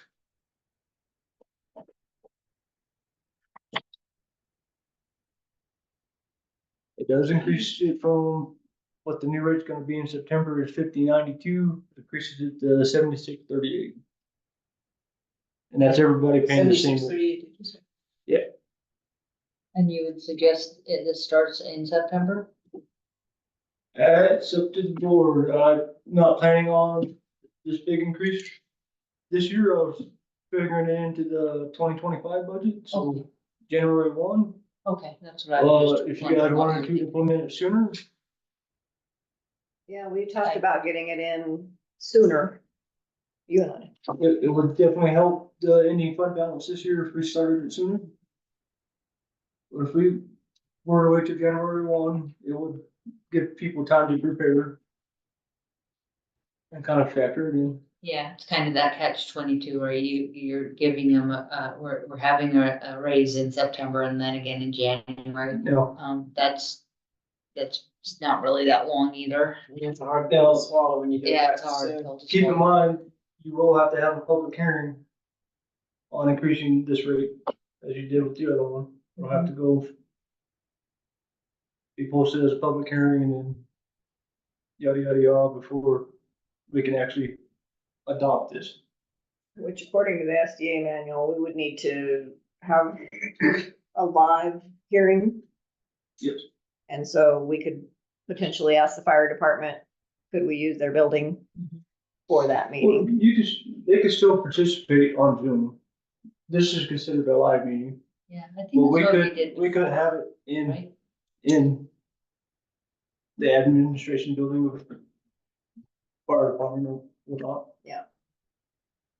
For me, I recommend that we do the 160% because Mark has no funds, It's not 100, it's 60%. 60%, sorry. There are no funds, and if we have a catastrophic failure, we're gonna have to be borrowing money. And we have to start getting our balance up. And what your predecessor had proposed, when we get to a $500,000 Debt service on the new sewer plant. balance. I'm just throwing this out there. Is there, on something like this, on a rate increase in addition to already a rate increase? Is there any, just throwing it out there, like a senior citizen type discount that we could do? Like, if that's their primary residence, I get what you're saying. I know Durango has it and Bayville has it. It's called the LEAP program for low income assistance program. I don't know all the details of it, but I can look into doing something like a LEAP program. cause I worry. And this is in addition to your comment, Bonnie. I also worry about it because I've talked to other people as well that, you know, for people that have been here for quite a while, we do have like, you know, senior citizens that live in the neighborhood that are on, what's it called? Social Security. Well, just a limited budget, like a fixed income, sorry, yeah. That are on a fixed income that, you know, can they absorb this increase coming in September, this, another one in January? And you know, Yeah, $30 a month is a lot for a lot of people. on a fixed income, Yeah, yeah. exactly. Well, and that being said, are we gonna do it again next year too? It's, you know, It's I mean, totally moving forward. well, no, what An an additional. additional percentage increase next year too, because, well, I think that 2025, it was gonna be a 10% this year and next year. So what I'm hearing is like an additional anywhere from a 30 to 60% increase on top of, or that's including the 10% maybe. That was including, right? But that being said, are we gonna do this again where we add another 50%, you know, Yeah, on top of that? that's a good question, because we have one more increase scheduled for next year. So if we did, say, the 60% increase right now, could we do away with the additional increase next year? What would that do to the budget? You know, cause then it's, cause what Robin is just expressing, if we do the 60% increase, 50, whatever, whether we did a 30 to a 60% increase right now, people are gonna get another increase next year. And is there a way that we could incorporate it so that there's just a one-time increase? Yet it's really hard, and I love the idea of a LEAP program, but maybe it's not like ripping the scab off another time next year. Just a thought. I don't know if you've even looked at those numbers. Like if that were to happen. Responding to that. So you're saying instead of I'd like doing, to say something too. Yep. With regards to your water and your wastewater system, they're probably the most expensive assets you have. They're aging. These systems have a service. Most manufacturers for pipes will tell you 35, maybe 40 years. We're already beyond that. Okay, in a lot of instances. Some of our newer stuff, no. It's something that public water systems and wastewater systems are dealing with because they haven't been saving that money to have a replacement program. They haven't been saving that money to service debt, and all the while CDPHE and EPA are clamping down those limits on things. So it's not unusual for boards around this country to be having this conversation right now. And the thing I want to impress on you is the things that you may have to pay for are going to seem astronomically expensive when you see the bill for it. Okay. So don't be surprised when you see some numbers. Yeah. I guess is what I'm just prepping you for. And to add to my comment, you know, we're giving part-timers who, some of those houses, they may claim part-timers, but they're used as vacation rentals, Airbnbs, yeah. like these short-term rentals. And so they're actually studies and numbers that show increased usage on resources of water and sewer for these short-term rentals. I don't feel there should be a discount at all.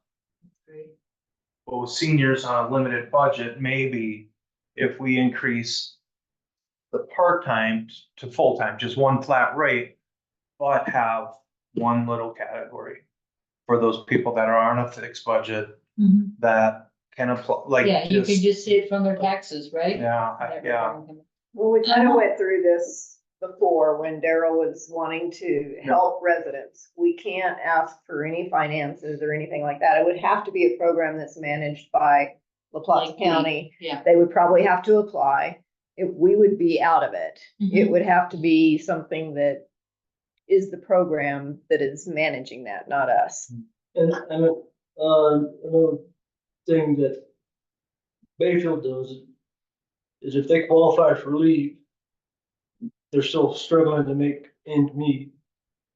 Bayfield has amount of funds set aside for a one-time use.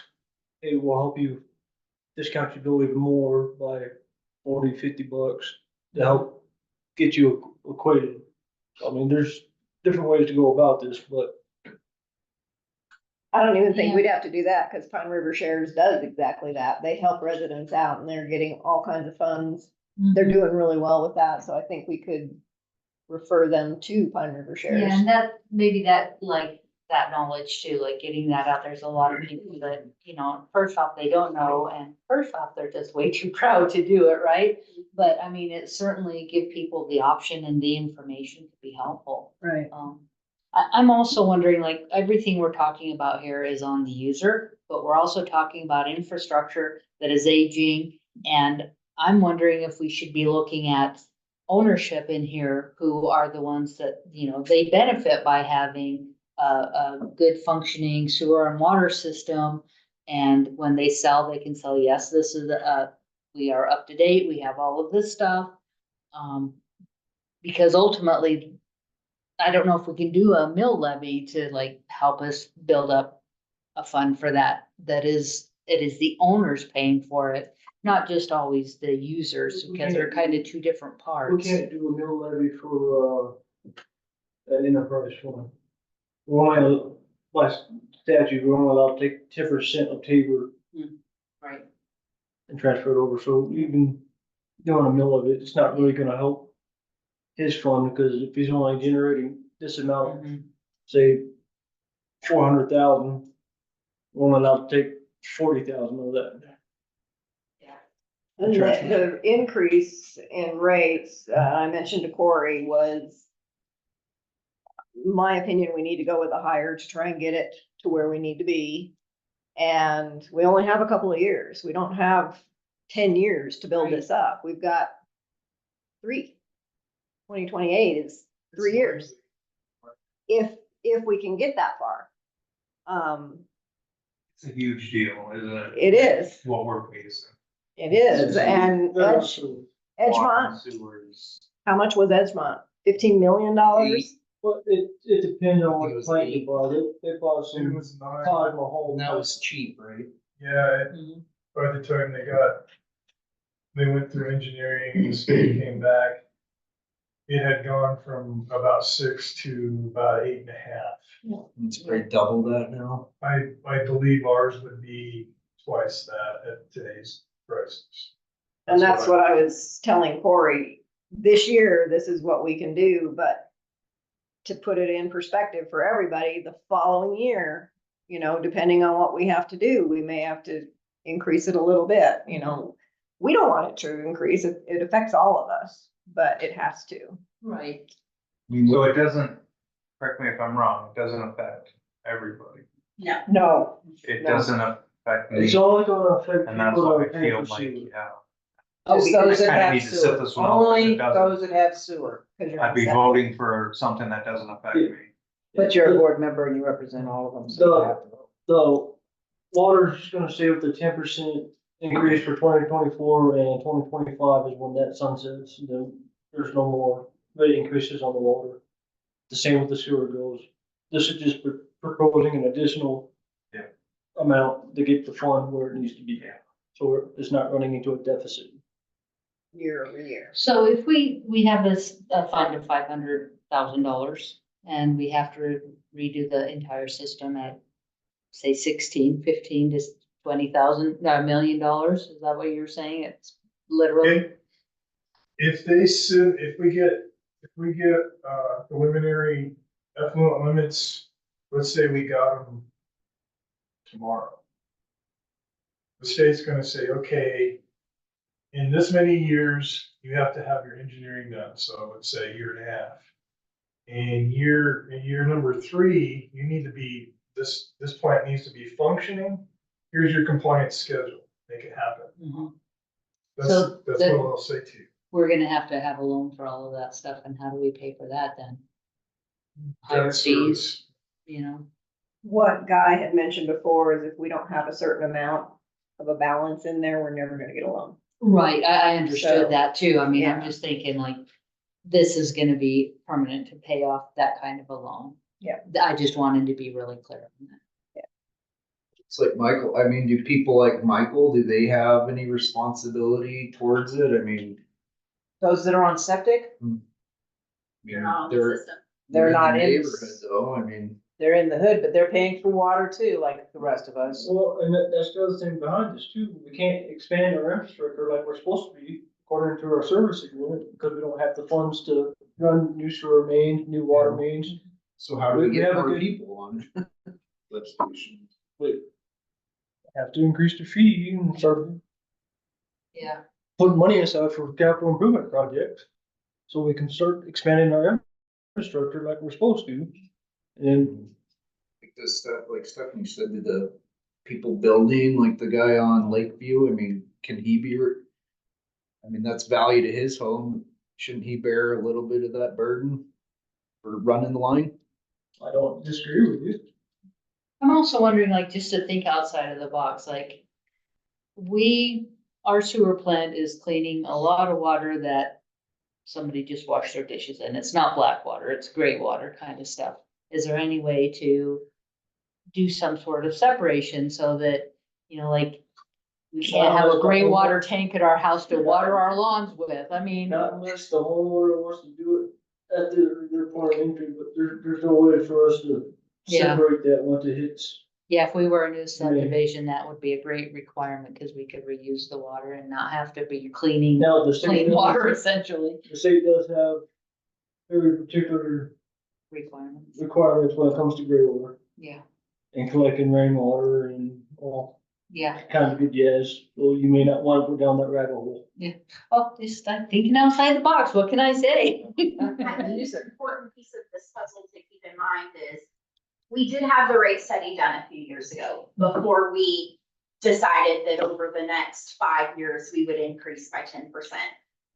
The unfortunate thing about that rate study is it did not take into account all the money that we were moving from the general fund into the sewer fund to subsidize. It had no clue that that was happening. The people who put that study together. That rate study was done on bad information. It was. So the 10% increase over 5 years would have gotten us to where we needed to be had we not been moving $400,000 from the general fund into the sewer fund because it wasn't an enterprise fund. That's a good point, yeah. So I hear that a lot at the front desk when rates come up and stuff, but you had that rate study done. You said that 10% over the next 5 years is gonna be enough. We did say that, Yeah, but they didn't have accurate information when they were basing those, playing those rates out. that's true. And one thing for residents, just to put it on record, is, it's my understanding, we cannot take from the general fund to put it into the water fund just to make up a balance. It has to be taken back and repaid. Correct. You can So, take money out of the general fund and transfer it to an enterprise fund on a loan basis, right, and the enterprise fund will have to pay it back. But even then, even if we were loaning and then paying back, no bond council's gonna give us a loan. They're gonna look at that and say, well, you're not a true enterprise fund because you're subsidizing with your general fund. So sorry, you figure out a way to pay for your sewer plant. Yeah, It's not our problem. She's absolutely correct. So if we continue to do the same things that we've been doing, we're in the same position that we've been in all these years. We're never gonna progress. Right. And then we're sitting here in another 20 years and Mark's telling us we failed. everybody has to move. and we're in this position because past management and board for 20 years has not prepared for any of this. I wouldn't say it was based on past management or the board. This happens a lot in a lot of smaller communities. Nobody wants to raise the rates because nobody, everyone wants to try to keep it affordable living, which I'm a fan of myself. I like keeping my money in my pocket. But not having, honestly, I don't think this place had a decent district manager since, Dale and Guy. And you. Well, I wouldn't go that far. I'm just also, just, Who were the people thinking of yeah. the future as we're, I mean, no. Right, because we were small for so many years, we didn't grow for like 15 years, we barely grew at all. It's like why the roads didn't get it beat up as much, we didn't use as much sewer.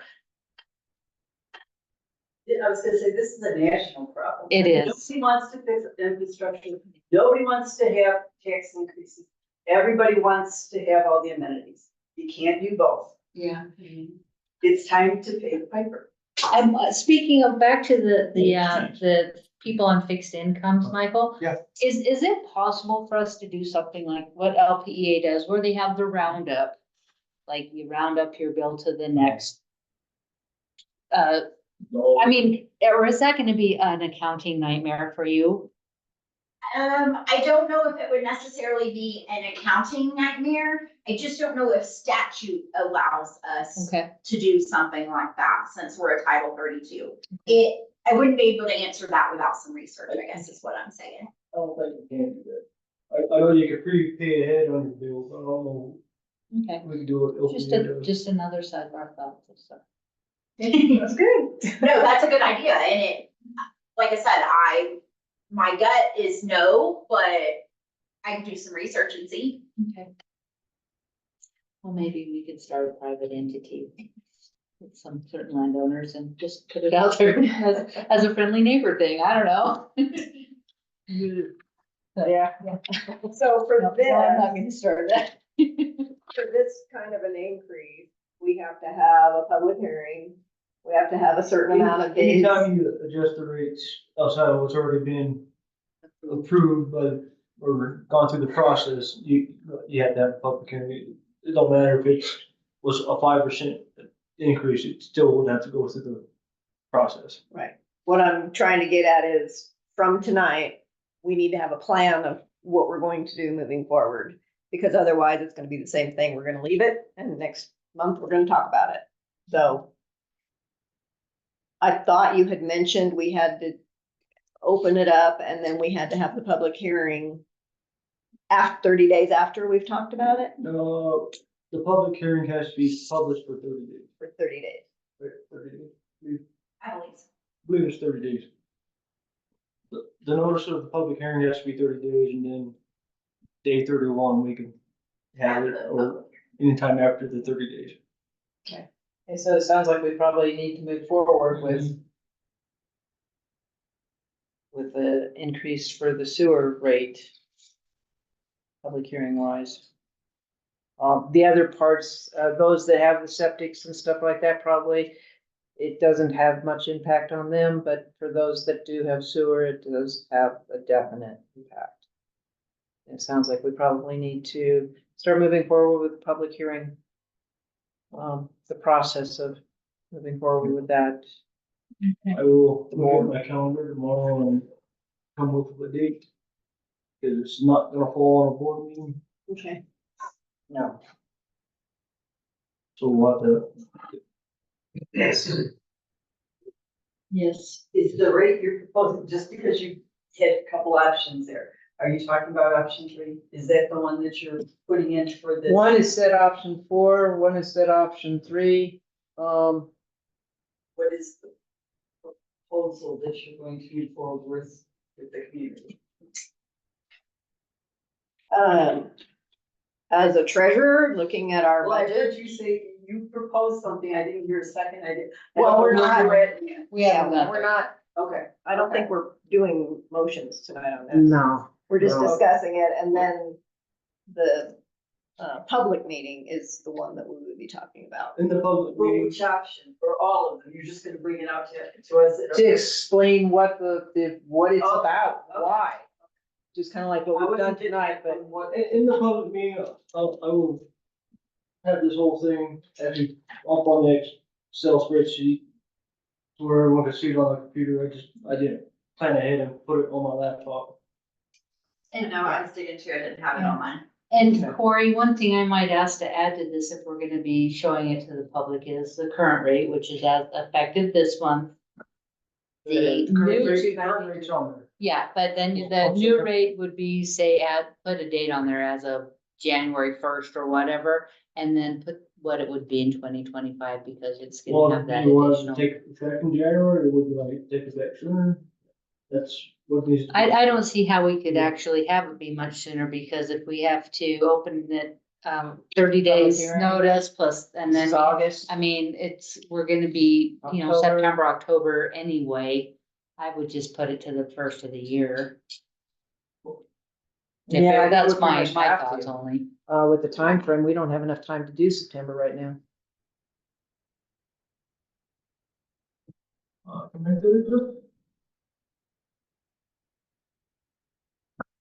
And I just want to be clear, because that's the initial question. I don't know if I got a clear answer. So we will have the rate increase next month. The 10%. And then the we can't roll the 2025 rate increase into this one increase. We still are gonna have essentially September and then 2 more increases. And we just need to make sure that everybody's clear on that. Yeah, it'll be the big increase to get us where we need to be, and then that. Mhm. And it'll be after the holidays, so that'll be good. It'll be after the holidays and. So don't overspend. Don't overspend. I did talk to Shauna and Corey to find out if there was anything that we could take out, you know, to help offset from the budget, and we're running so lean that they said there really isn't anything we can do. No snow, that'd help. That would help anyway. So can I just clarify, just because there's a couple of questions in the chat, we're saying September 1st, that's when the rate will go into effect. Residents won't see it on their bill until October because we bill 1 month in arrears. Does that make sense to you, Miss Bonnie? That's the 10%, Bonnie. You're muted. You're muted. Oh, shit. Yeah, thank you for explaining that. Perfect. Yep, So- I found you. Thank you. You're welcome. Appreciate that. I'm on the new website and I'm like playing with it. So I'm like, you know, I love it, by the way. Thank you. Very good. Okay, so that should do the sewer rate increase discussion for now. Public hearings, no. Those are tough, it'll be some tough conversations. Yes, it is. The social media is, C for, Forest Lake Central District. That is a topic on the agenda. Yes. Mr. Bruce? What is it? Yeah, so it was just the social media presence, so we went to the SDA, was it the meeting, or the training session? And it seemed like every single special district there had a social media presence. Just with the way everybody's getting their information now, a lot of people aren't even going to websites, it's just, you know, Facebook, Instagram. And it seemed like they were kind of surprised that we didn't have one. The people I talked to for just getting like information out about the dumpster being closed or holiday closures or just any quick information. Just because so many people are getting it. And the key thing being that you leave the comments off on the social media for like the government entity. And it's just more of and I just feel like it would be nice if, I think it would be a good thing for Forest Lakes to have either a Facebook or, I don't know who would handle it, if it's Shauna or, I know it's. So just like do blasts out for information. like Just general Instagram, information, Facebook. yeah, I mean, it's just because so many people are getting their information from social media that it. We were on next door. I don't have it either. I don't. The office was on next door Okay. at one time. They would blast things out. It wasn't like every day, but. Yeah. So, Is that something that gets tied or potentially tied to our website? So we can link our social medias to the website, where it would kind of show our feed, kind of how Bayfields does, like it kind of shows their feed on their homepage of their website. That would be an additional setup cost. My personal feelings is that you guys just spent a bunch of money on a new website that has the capability to blast the information to people who want to hear it. Yes. I feel like if you guys do a social media page right now, you haven't given the website its time to really work. Right. I will get behind whatever you guys want me to do. If you guys want me to post on social media, I'm totally fine with that. I will do that. With the comments turned off, like Chris said, my fear as an employee is that would become a bashing spot. It would be a lot less about getting information out and become about just bashing the district as a whole. Right. Well, if the comments are off, they can't do that. Exactly, and that would be my request. Yeah. But I feel like if we go full force in a social media page, that's gonna take all of the efforts over the last year away from our new webpage. Sean Barr put a lot of work into this website. Yeah, can we hold off maybe Yeah. on, let's see how the web does first before we. Yeah, cause then it was really easy. You just hit your subscribe and you can get an email or a text message. It's like, And okay. they notify you when there's something, 'cause Yeah. I don't do the social media. but Yeah, I but give you it could get a chance. text. Julie and myself, I mean, we're posting a lot of stuff on the Facebook page that for Forest Lake Yes, that you did have. already. So I mean, it's kind of. So you're the social media? I volunteered to do it and, Nice. You know, I'd like to use the web for, we could try that. to try. Let's give that some time and an opportunity. Yeah. 'Cause it's still very new. I'm just afraid that if we, right behind the new website launch, that we start pushing a Facebook page, all of our money and our time is a wasted effort, because that's where people are gonna migrate to, because Chris is right. People aren't going to websites for their information anymore, they go to social media. I get that.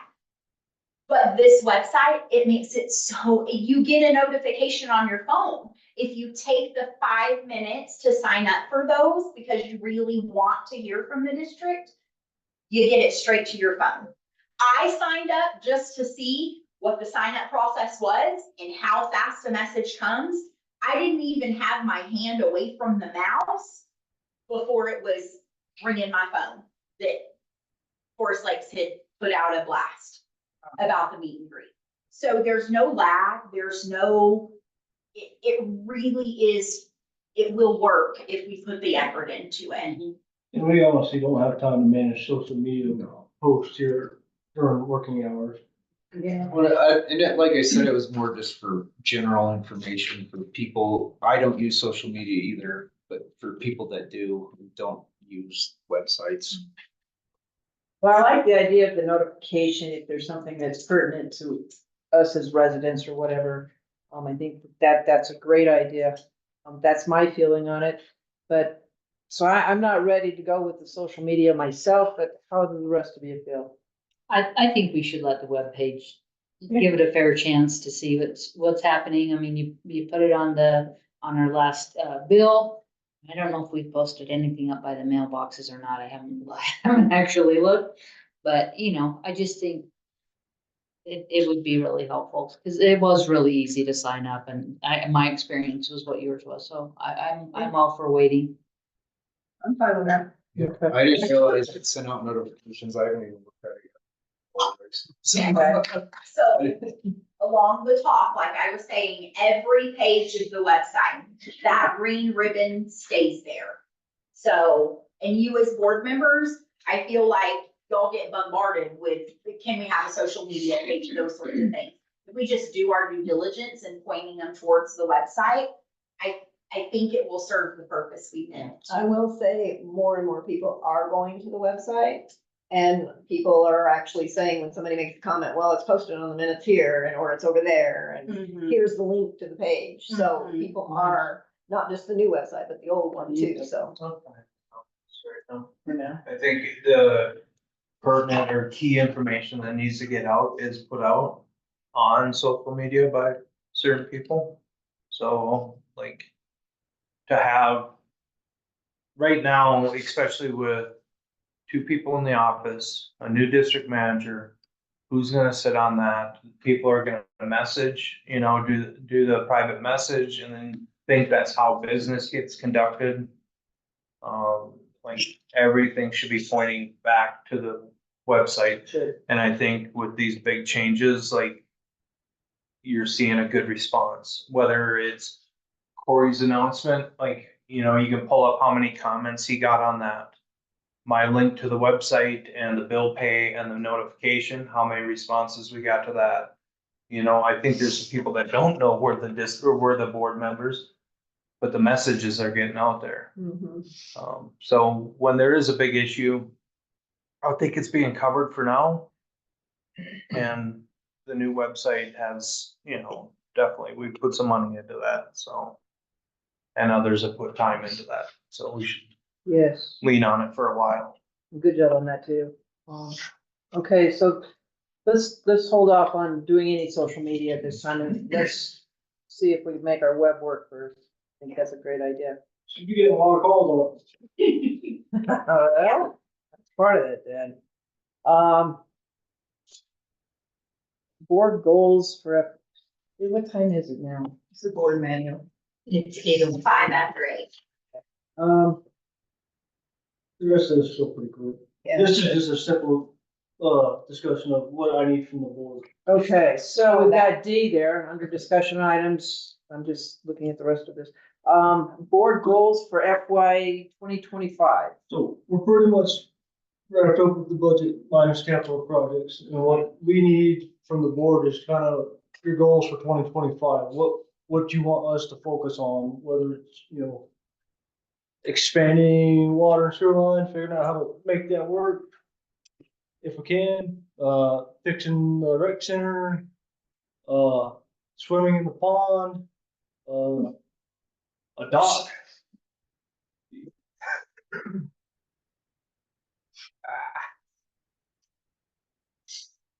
I know there's some talk about, margarita cars going around the pond. I'll vote for that. We just kind of need to know what you guys' vision is for FY 25, fiscal year 25, so we know what capital projects to propose to the board, And that's for us to come to the September meeting with that, right? to the September meeting. Okay. Okay, board members, Yeah, like, we have an assignment. another thing that Daryl said, like, movie night, kid-friendly events, kind of like, Ideas, things that they've done in the past, actually. I like to have one at least once a month in the summer, maybe once a week, I thought. I mean, Three Springs does it, and, it's usually a pretty good turnout. We went a couple times, pretty nice. Would you Bayfield find out Library about- does it, and they have a Library good does turnout too. What'd you find out about the horseshoe pit? I didn't find anything out about the horseshit pit. I will find out about the horseshit pit. 'Cause I'm curious. about the horseshit pit. Okay, Like you said. it's so like it's right- September, it's we right in come with the- some ideas. It's on our district property. I mean, be reasonable about it. Don't call me looking for a casino. It could be good money, make you think. Yeah, GG. Okay, so board members, you have your assignment for September on that, okay?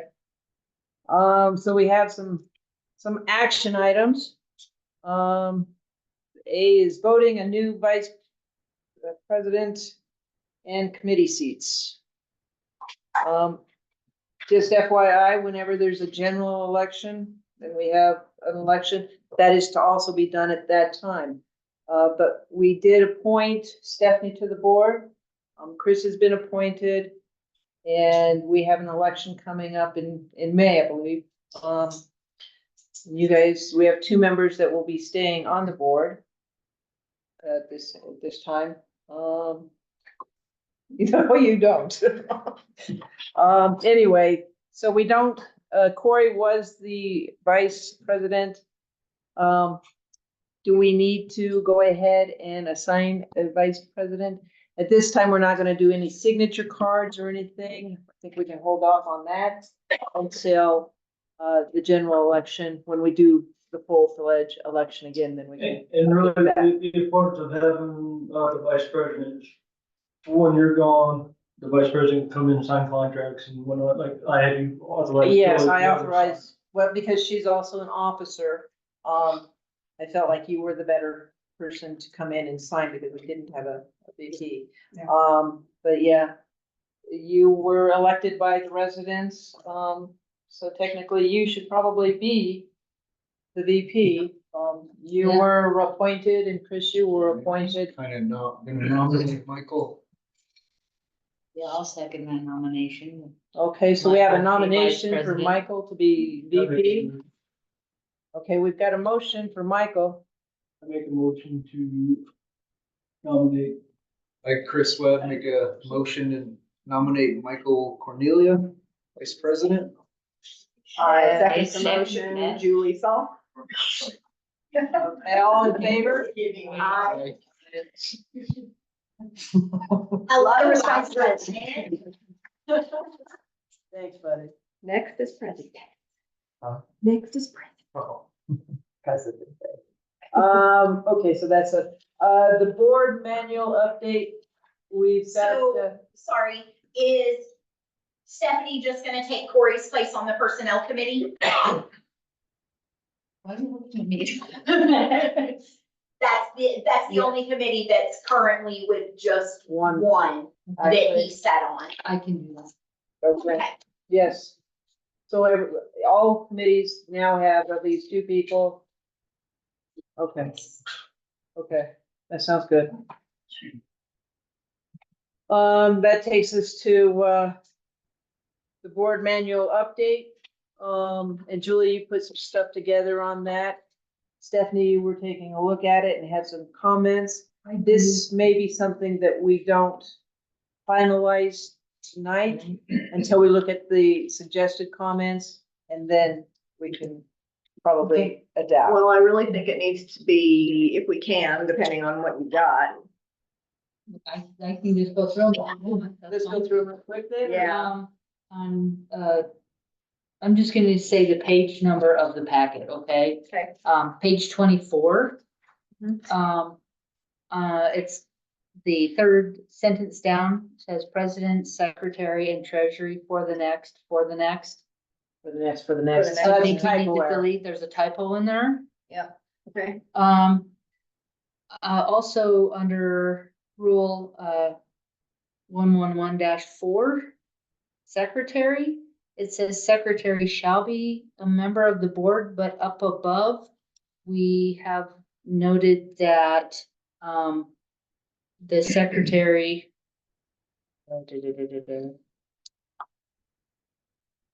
It shall not be a member of the board in this case, it's not Shall required. perform, yeah, it says, shall perform the duties of secretary, but before it says shall, but down below says shall be a member of the board, so I don't, that seems kind of. So where are you saying the shall not?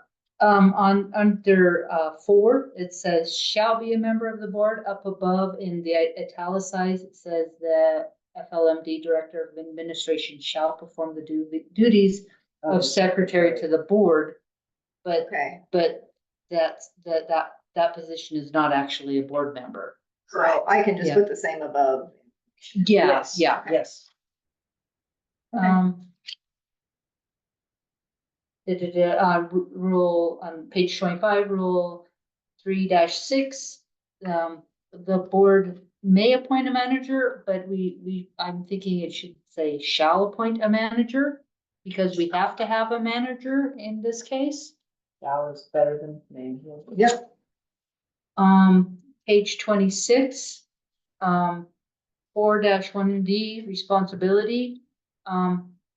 It says, routine matters concerning the operational aspects of the district are to be delegated to the district manager for implementation.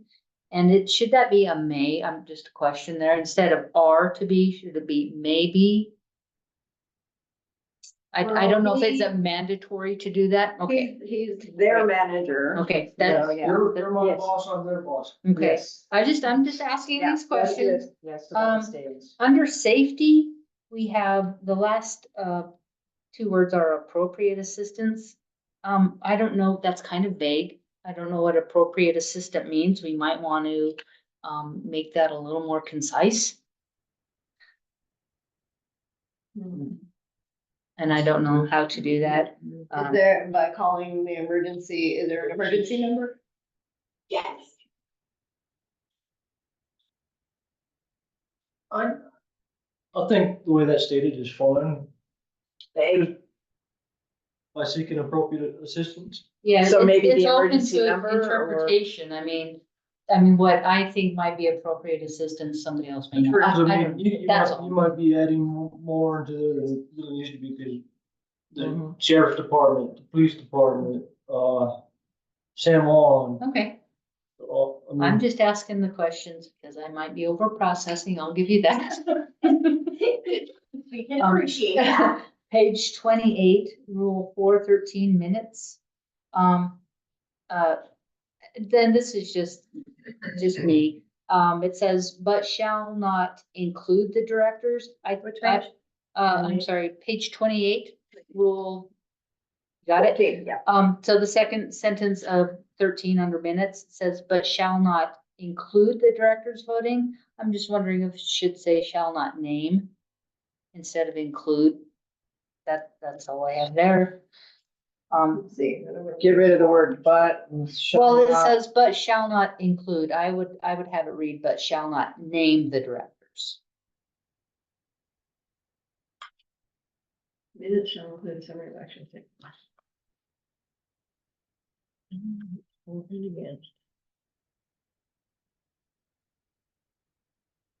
Shall not. I'm saying, I guess, Name the for me, directors it's like voting.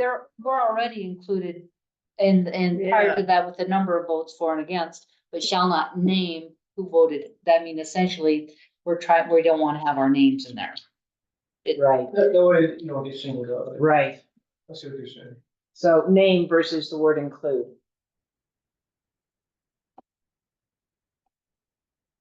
And that's the way the minutes are wrote, Written to say, okay, how they're transcribed. So it doesn't name who voted Right. yay or nay. Yeah. It just says Yeah. 2 voted yes, yes, Yeah. 3 voted no. yes. Okay. Got it. So just not named. I don't, is that SDA's recommendation on transcription of minutes?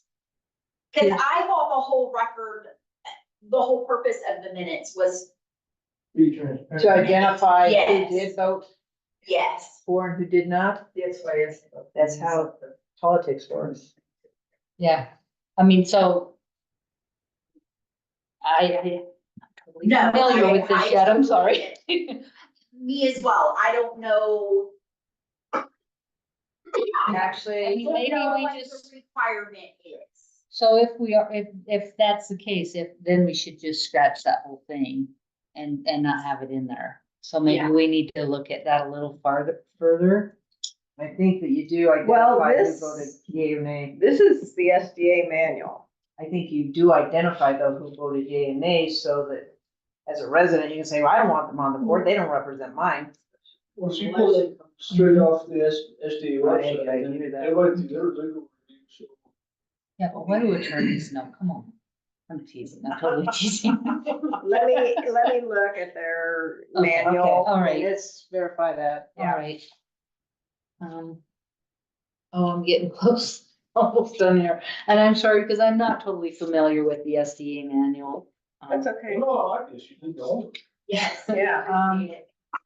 Yeah, the only other thing I have is for me to print the Robert's Rules of Order. And when I looked in there, it looks like we just mainly go by the updates and stuff. Okay. Yeah. I'm done. Sorry. Okay, with that being said, No, that's are we perfect. good then with those corrections? With those changes. Or those changes? Well, With the exception of the other thing she's gonna research.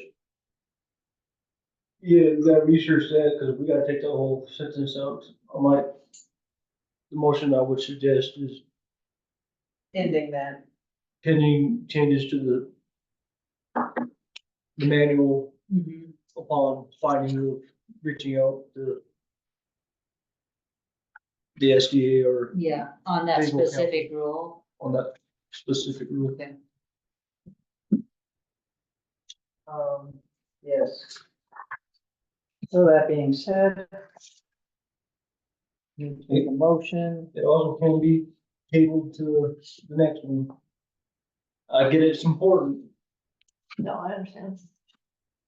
just to make sure we have our Ts crossed and our Is dotted. Yeah. Well, Yeah, that was because my first thought was to table. If we made a Potentially, change, we'd if have we to do did. another resolution too, right? Yeah. Um, If we approved it, came back and said, yeah, that needs to stay, or no, that needs to go, we'd have to do a resolution with that change. so let's table this till next Till month. next month. With those, the thought of that being, so it should be an easy review Yeah. for that to get it done and approve the resolution next month. Yep. If I had my laptop with me, I could look it up now. Okay. No. Everybody good with that? Yeah. I have to get a Yeah. motion for tabling. Yes. Do we have to motion for that? Yeah. I motion that we table, voting on the board manual update till the next board meeting. I second that. All in favor? That was Oh, Stephanie. that was Oh, sorry, making the motion. Stephanie. Robin making the second. All in favor? Aye. Then, so be it, next month. September. Okay, the last item, well, it's not the last item, the closure of payroll and the water sewer bank account. And so, yes, Currently, right now, we have 3 bank accounts in the community banks.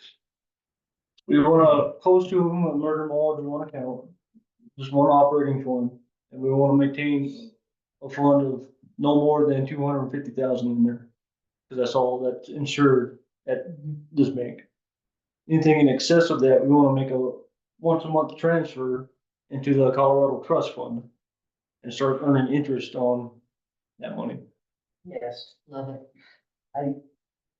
yes. When So the we, idea is to And- merge all the money.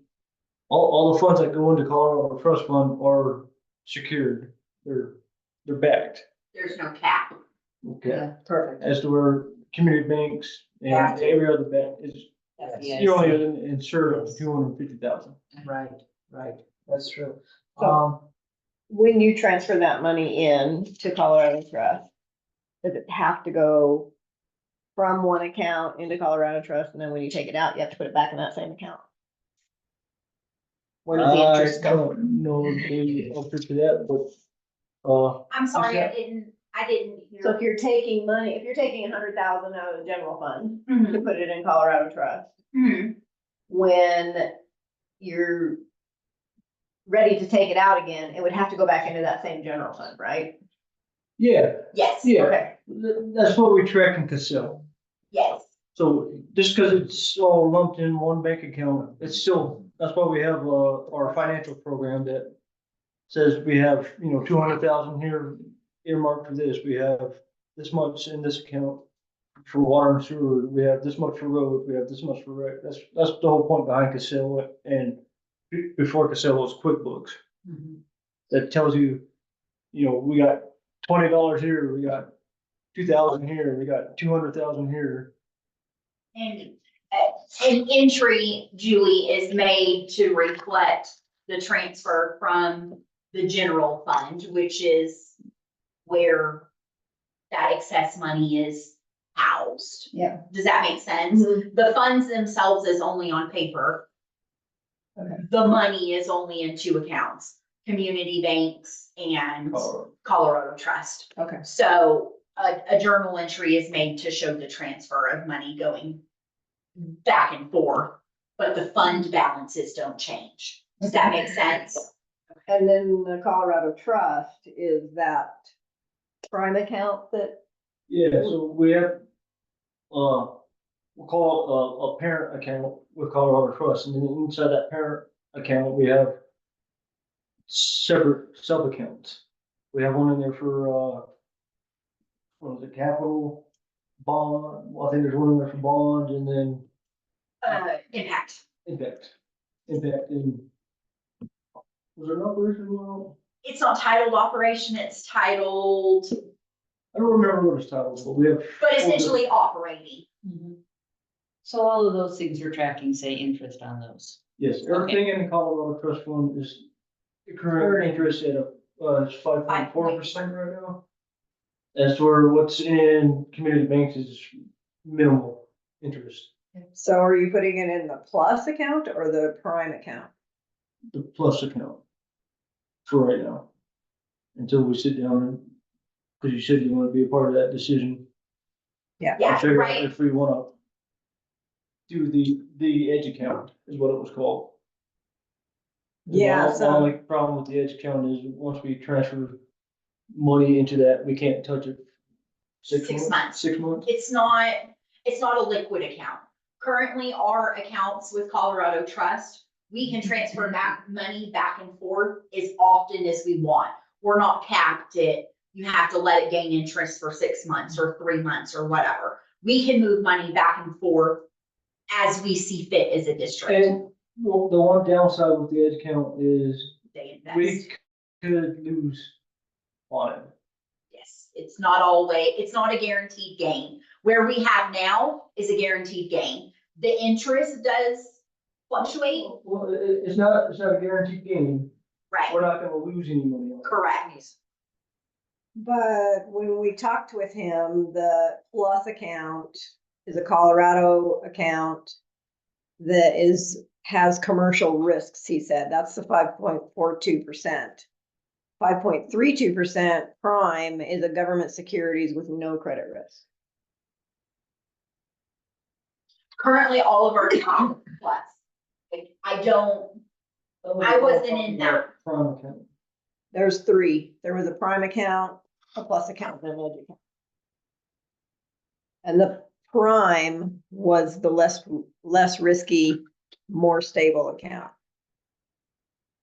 Yeah, you're right, the prime was a more stable, less risky, but, not mistaken, it had the same restrictions as the edge account where we couldn't touch it for 6 months. So, It was open account. Just might want to check on that. Is that the one that they're coming out with later that he said we would benefit from? Or is that something that they already have?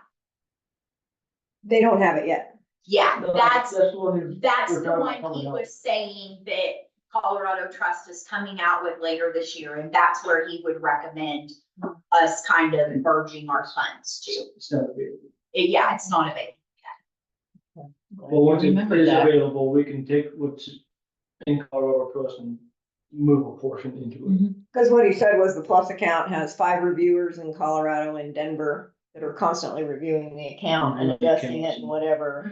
And the prime is the one that was stable. Yeah, it's static, right? Right. It doesn't.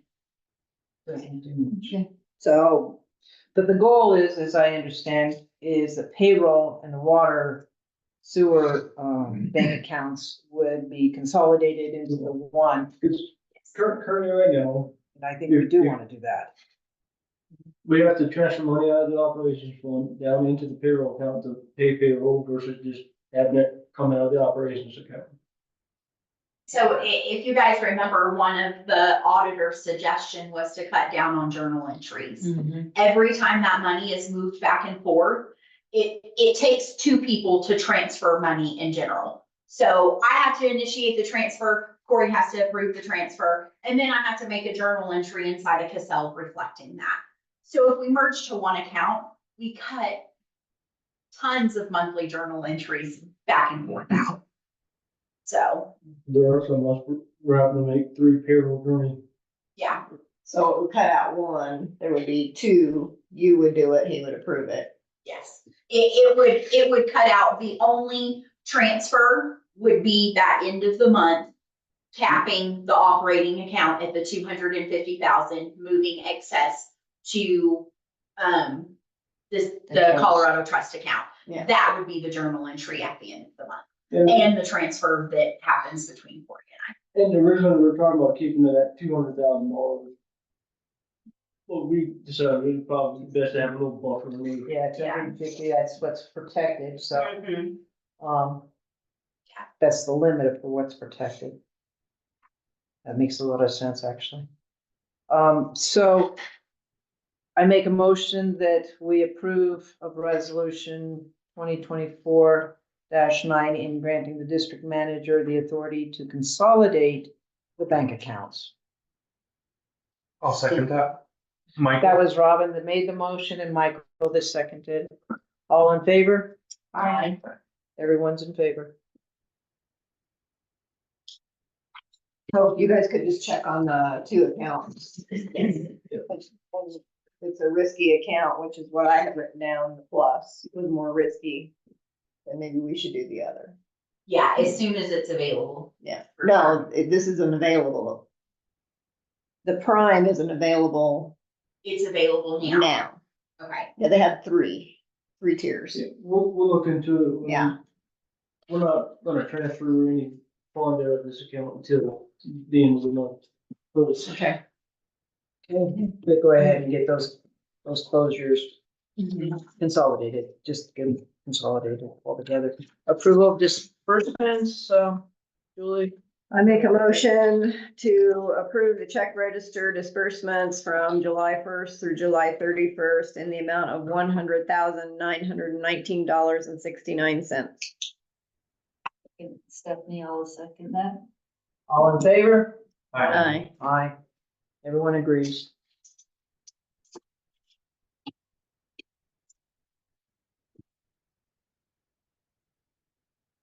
Are you Facebooking over there? Getting it all set up? I guess, I don't have paper copy.